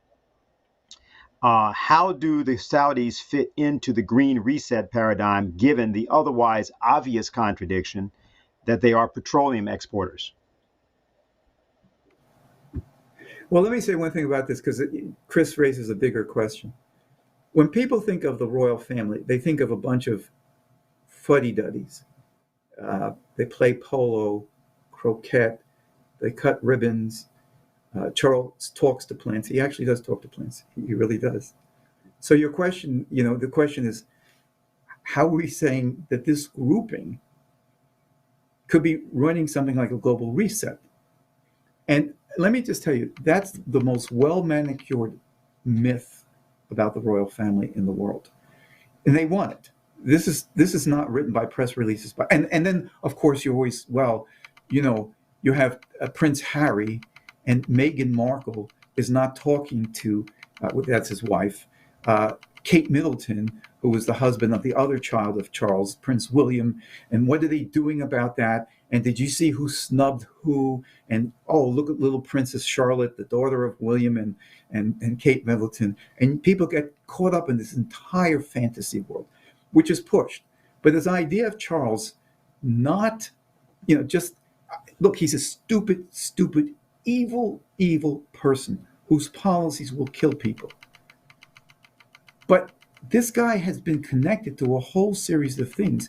What happened with the Saudi thing, which Chris is referencing, is that Charles set up two groups. I just want to mention. One is the Islamic Center, the Center for Islamic Studies at Oxford. The head of it was a guy named Abdullah Omar Nassif. Now, who's Abdullah Omar Nassif, right? Well, Abdullah Omar Nassif was the guy who he co-created something called the Maktab al-Khidamat. You don't recognize that name. He ran it in Afghanistan. But a few years later, in 1989, after he set it up, it changed its name to the base, which in Arabic is called Al-Qaeda. Al-Qaeda. And he was the co-founder with Prince Charles of this group. How did that pairing come about? Somebody who just talks to plants? Because this was in the middle of the intelligence operations. A second part of that, Charles had an Islamic culture. He's always putting out that he's for this culture or that culture. Organization for art. The co-chairman of that was Prince Turki bin Prince Turki bin Abdulaziz Al Saud, a member of the royal family of Saudi Arabia. But this fellow also had another distinguishing feature. From 1979 until a few weeks before 2001 and the 9/11 events, he was the head of Saudi intelligence. So Charles and he were together in this little cultural front, which is what it was. It was a little front group. And it was a means for them to communicate on high levels of policy. Charles was also, for 40 years, he's been getting intelligence briefings from, simultaneously, MI5, MI6, and GCHQ. And for the last 9 years, he's been the royal patron of each one of those intelligence agencies. It's the only time in British history that one royal has been the patron of all three agencies. Patron doesn't mean like your advisor who gets you a club at high. Patron can have a huge amount of power. The last thing I want to say is, on this, Queen Elizabeth was in a bubble because of COVID. So she finally left her Buckingham Palace, which is really restrictive because it has 760 rooms. She must have had a terrible time living there. And after 6 months of isolation, she decided to go somewhere. Where did she go? Did she go to the Lady Home Improvement Society? Did she go to a hospital and thank all the doctors and nurses for the magnificent job they're doing and so forth? She went to Porton Downs. And this is at the height where Porton Downs, first of all, Skripal was supposed to have gotten, this British spy allegedly, gotten Novichok, the Russian supply, which is what's studied at Porton Downs. And then soon you would have the Navalny question, which he was accused of also getting Novichok. And the authority on that was Porton Downs. In fact, when he was supposedly poisoned, the poison was sent for Porton Downs to analyze, came back and said, yes, it was Novichok. Why did she show up at that time? Because the whole story was falling apart internationally. So the Queen of England deployed herself. The first place she goes after COVID, this is an intelligence family. That's why I said they are allied with the intelligence services. They have controlled the intelligence services. He's an idiot. But people's view is the reason they don't want to say anything about Prince Charles or others, they're all idiots. No, That's a well-manicured lie. So what will they do with Saudi Arabia today? I can't tell you for sure. I know that the Prince bin Salman, the son of the king, has some plan for the development of Saudi Arabia. I've read it. I think it has some real holes in it. I think some of it is too much privatized stuff. But there is a faction in Saudi Arabia that wants to build nuclear plants. And there is a faction that knows, because the Saudis use foreign labor, Pakistani, Indian, Philippine, and they have a very high domestic unemployment rate. It's about 16%, because their people don't work, because it's considered below them. So there are interests there for global development. And the Russians, who work with the Saudis on oil price, Putin has worked with them for years, have discussed with the Saudis development of Saudi Arabia. So my answer to you, Chris, is I don't know what they're going to be saying exactly on the Green New Deal. I haven't read that part of it. But they have a nation behind this kingdom, which is not a good, it's a monarchy, dictatorship, for goodness sake. But they have to respond to real people that live there. And again, if America were to, as Helga LaRouche has said repeatedly, ally with Russia and China, all things can be kicked loose in the world. So Iraq could be developed. Syria could be developed if we get these stupid sanctions off both places. Iran could be developed if we stop trying to kill their people who are dying of COVID with these sanctions. And if you get that dynamic going with Saudi Arabia in that setting, various interesting things can happen. So I can't answer your question directly. But again, it really depends on the LaRouche Organization. We are the center of everything on this stuff, with clear-headed people like Xi Jinping. But I would just say, sorry, the idea that the British are just a bunch of fuddy-duddies who have no idea of what they're doing. They know very, very well what they're doing on at least these questions. They don't know science, and they could destroy the whole planet. Okay, this is the final question we have. It's directed to both of you. And it says, in striking contrast, it's from New York, in striking contrast to the dying but still deadly Malthusian system of elites, we have a living example, which is China. Its reversal from their century of humiliation to massive internal modernization and nonstop commitment to expand such projects around the globe. The ideas first implanted, or the dialogue developed by Lyndon and Helga over a 30-year period, so on. China is thinking at least 50 years ahead. With lunatic war drums returning, can you connect the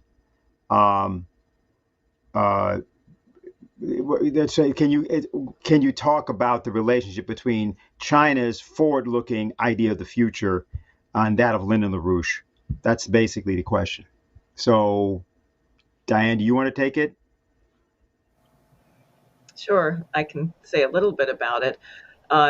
I think one way of looking at this is to consider what Xi Jinping said in Davos about the development of energy that they're planning, which is, he said they could be carbon neutral by 2060. Well, what are they planning? They're planning to have nuclear fusion by 2040. Their interest, among many things, in getting to the moon is mining for helium-3, which is probably the best fuel for thermonuclear fusion that we know of at the moment.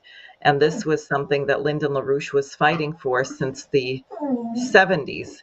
And of course, that development has the potential to completely transform all of mankind, putting mankind on a completely different platform of energy and development. And I would say that what I have imagined, have not been able to do it, is actually if someone were to take China and the US both in 1966-67, when the United States was at perhaps its highest standard of living in some long time. China was by that time just into the Cultural Revolution. But take the late 60s US and China and chart certain physical metrics, energy consumption per capita, caloric consumption per capita, hospital beds per capita, life expectancy, infant mortality, and compare the direction which our two nations have gone. One, I think you would see in bold relief the completely unnecessary collapse of the United States. But two, the optimistic perspective that you can come from an extremely difficult situation, as was China and the Cultural Revolution, and willfully build your way out of that into something which is a completely transformed situation over a relatively short time, as in terms of the span of human existence is. And I think that is partly gets at why a partnership between the US and China would be so beneficial both to both nations and to mankind. And this is something that Mr. LaRouche spoke about quite frequently and was quite emphatic about. Okay. So either, Diane, we were hearing from Rusty, or you're very hungry. One of the two. No, he's very hungry. All right, Richie, do you have anything to say about that or not? Yeah. Which case? Yeah, I do. I not surprisingly completely agree with Diane. But the thing about China, two things. If you want to look at this, look at what China did in Wuhan. They needed places to isolate people and also clean places where they could treat people. So they needed both.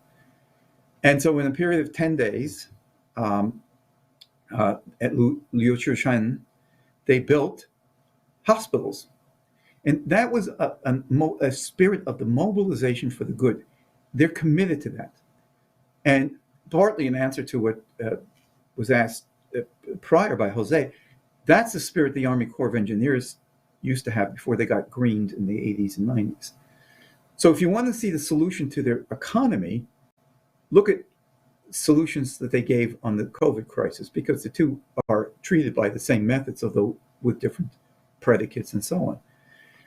Why China is most feared is exactly what Diane's getting at. Look, I mean, and just to answer her question, about the 1960s, the United States produced about 110 million raw tons of steel, and China produced about 40 million tons. Last year, the United States produced 88 million tons of raw steel, and China produced almost 600 million tons. You can see that if you drew them on graphs, they would change. China has a potential which frightens the living wits out of the British. Number one, because they can't stop it. They don't have the levers inside the country to stop it. But if you look how they took a machine tool, their capabilities to build high-speed rail lines, which were non-existent in 2007, and now they've got almost 40,000 kilometers of track. They have a labor force of 77 million. We have a manufacturing labor force, of 77 million. America has a manufacturing labor force of not even 12 million, 11 point something million. So they're 7 times as large. They have a commitment to science, as Richard Black has shown in some of the presentations he's made about their new plans, which will be putting huge focus on on science and education and classical culture. If you take the mobilization qualities that the Chinese have as a people and as the leadership of Xi Jinping and a few others, and you put it to what they need to do, they will outstrip America and the West on everything. Not just, by the way, on producing nuclear missiles, which they may need to defend themselves, but they will so far outstrip it on every single parameter, because when the Chinese sign up to do something, they do it. It comes out and it's accomplished. And it comes out on time, and it comes out at a very, very high quality. And they are building the Belt and Road. You put those two things together, as Lyndon LaRouche and Helga LaRouche kept saying, and this is an uncontrollable force. You can't bring them to their knees. I think some of the trade war stuff that we did was not very smart since 2006, 17, 2018. That could be discussed at another time. But it didn't block China from its internal development. They set their own goals, live by them, and are not influenced by any trendsetters or articles in the Financial Times or anywhere else. And that, it's not just what they've accomplished, but it's the potentiality of the Chinese people, mobilized by basically the Confucian form of the American system. It's the potentiality which can't be controlled, which makes them the number one threat to all the people that Dennis was quoting at the beginning of this of our get together. Conclusion of the program, and what we're going to do is bring up something on the screen to which I'd like the two of you to respond. This is sort of a test. No, this is from actually the chapter 4 of Lyndon LaRouche's book, There Are No Limits to Growth. The title, it was called The Forests and Cities of Mars. He said this: imagine Mars 50 or 60 years from now, and so imagine yourself seeing a square kilometer thickly planted with young trees, each grown already to approximately a meter in height. Is this science fiction? Unless we destroy civilization with thermonuclear warfare, or alternatively, famines and pandemics caused by neo-Malthusian policies. Between AD 2030 and 2040, there should be a significant beginning of large-scale colonization of Mars by mankind. So I'd like to have you say to us what you think about the obvious fact that the vision that LaRouche had from that period was clearly not accomplished in the way in which he had proposed. And of course, Mr. LaRouche also made changes. He talked much more about the idea of working first on the development of the moon and sending unmanned spacecraft to Mars. So there were changes he also made in his own orientation. But I'd like in your closing to say something about how this prospect for international cooperation among nations, something that Helga LaRouche spent all last year trying to get to become the basis of negotiations between the United States, Russia, and China, how that perspective can still prevail, even given the circumstances that the world finds itself in, and the United States in particular finds itself in today. So, Richard, I want to start with you first and then go to Diane. Okay, I agree with Lynn. No, I'm just, yeah, I think that's entirely the case. We will learn. There's many things we will learn by building the rockets, which have been discussed by certain people repeatedly. But there's also things we're going to learn about the processes that you need when you then subject, that would be a bad word, but when you then order, in the sense of an ordering principle, everything in the economy by the standard of a Moon-Mars project and by the standard of fusion. Because the entire metric will change. Every single feature will be different. It's like what Lynn calls as a discontinuity, where one lattice work does not cohere with the next one because of a discontinuity. But then when Lynn goes further, he says, but let's not think of it as only a discontinuity. Let's think of it as a singularity, where in that point, what we think of as a discontinuity, where they're not connected, you actually have the generation of new principles. And then that leads to a higher level of development, just as it does in music. That would mean that the whole United States and world is governed by at least those two principles of space flight and of the development of fusion. But there's also the last thing I just wanted to mention, which Lynn put out. We know very little about space. We really do. He wrote in one paper that it's possible that matter is a fold in space. And I wish he were here so we could actually ask him what he was thinking about that. But we know very, very little about space. Even when we went back to the moon, we discovered things that we thought we knew about the surface of the Ligorith, and it was different, regolith. So there's the third point is this would be a driver in fundamental science about knowing what we only know a really small amount about how the universe works. So, yes. Diane? We actually need a youth movement to demand this, because we don't have a culture currently that thinks that this is the appropriate direction for mankind, although obviously a lot of people are interested in it. I still become very happy when you find out how many people are following the Mars Curiosity rover when that went up a few years back. how many young people are enlisting to become astronauts. So clearly there is an interest, but it's very much downplayed in the press. So I think Jose's conception of a space CCC is really the way to go. I think also as part of that, the United States has to become part of this Belt and Road Initiative. The question of connectivity that Xi Jinping has spoken of, from the ports to the heartland of the country, that kind of development. We could modernize all of our cities, all of our transport, all of our rail, and as we are simultaneously making headway with what was initiated during the Trump administration, the Artemis program, but with an eye toward Mars, but emphatically with fusion rockets. But I think we need a whole new generation of young people who are going to demand that this is their birthright and future. Okay, very good. So I want to thank both Diane Sare and Richard Freeman for presentations today. And we also want to encourage everybody that's listening and will be listening to join us in the campaign that will begin as of today. Individual sections of the report are being released already in the form of articles, and we will have videos also with the writers of the report, perhaps also some people responding to that from scientific and other communities. So there are a couple of words I'd like to say just in terms of the idea that we have of how one might think about the present circumstance and our job.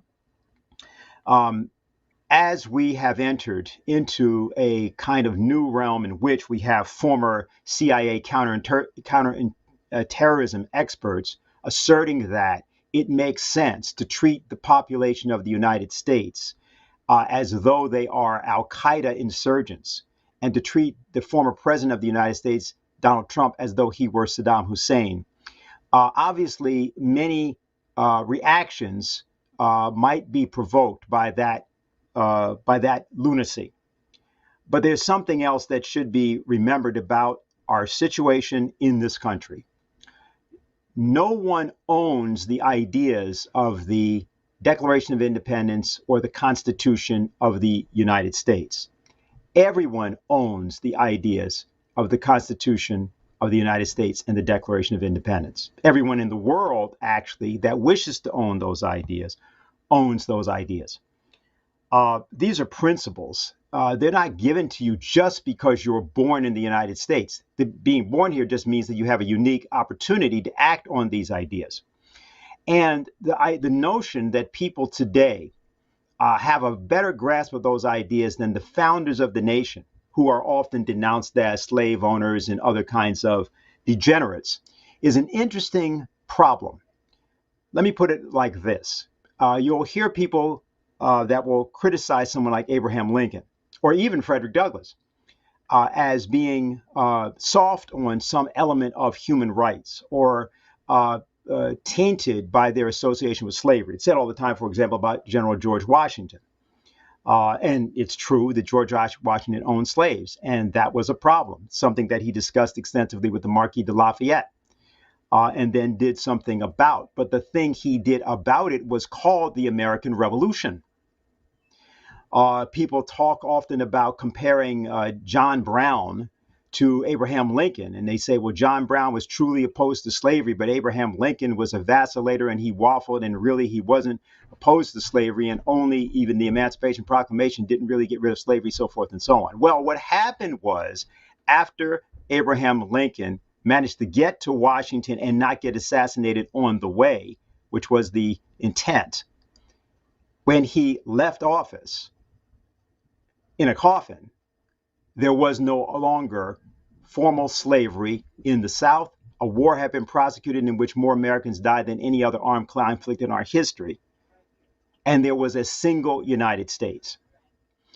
This is important because today, as we talk about things like fighting against this great reset, as we talk about returning to the actual principles of the American system of physical economy, which is not the system of Adam Smith, it is not the system of Wall Street, it is not the system of monetarism, it's a system that's supposed to implement the principles of the Declaration of Independence and the Constitution. These principles are not owned by the people in the Congress or the people in the Senate or the people in the political parties. The question is, are those principles owned by the American people? Well, they're only owned by those people that decide to take the responsibility to stand up and implement, protect, and defend that Constitution of the United States. But the notion of defending that Constitution by taking up arms against other people in the United States, whoever proposes that, is a proof that you flunked Constitution 101 immediately. You flunked Declaration of Independence 101. You flunked in particular understanding the contribution to the fulfillment of the Constitution made by Martin Luther King, who is often simply denigrated as being a so-called civil rights leader. All sorts of people do this. It doesn't matter if they're black or white. Neither one understands him because he was not a political leader. He operated from the standpoint of a notion of principle. He thought, as Lincoln thought, as Douglas thought, that the Constitution was a sacred document and that it had to be looked at and defended by a single individual, if necessary, who would give his or her life to do so.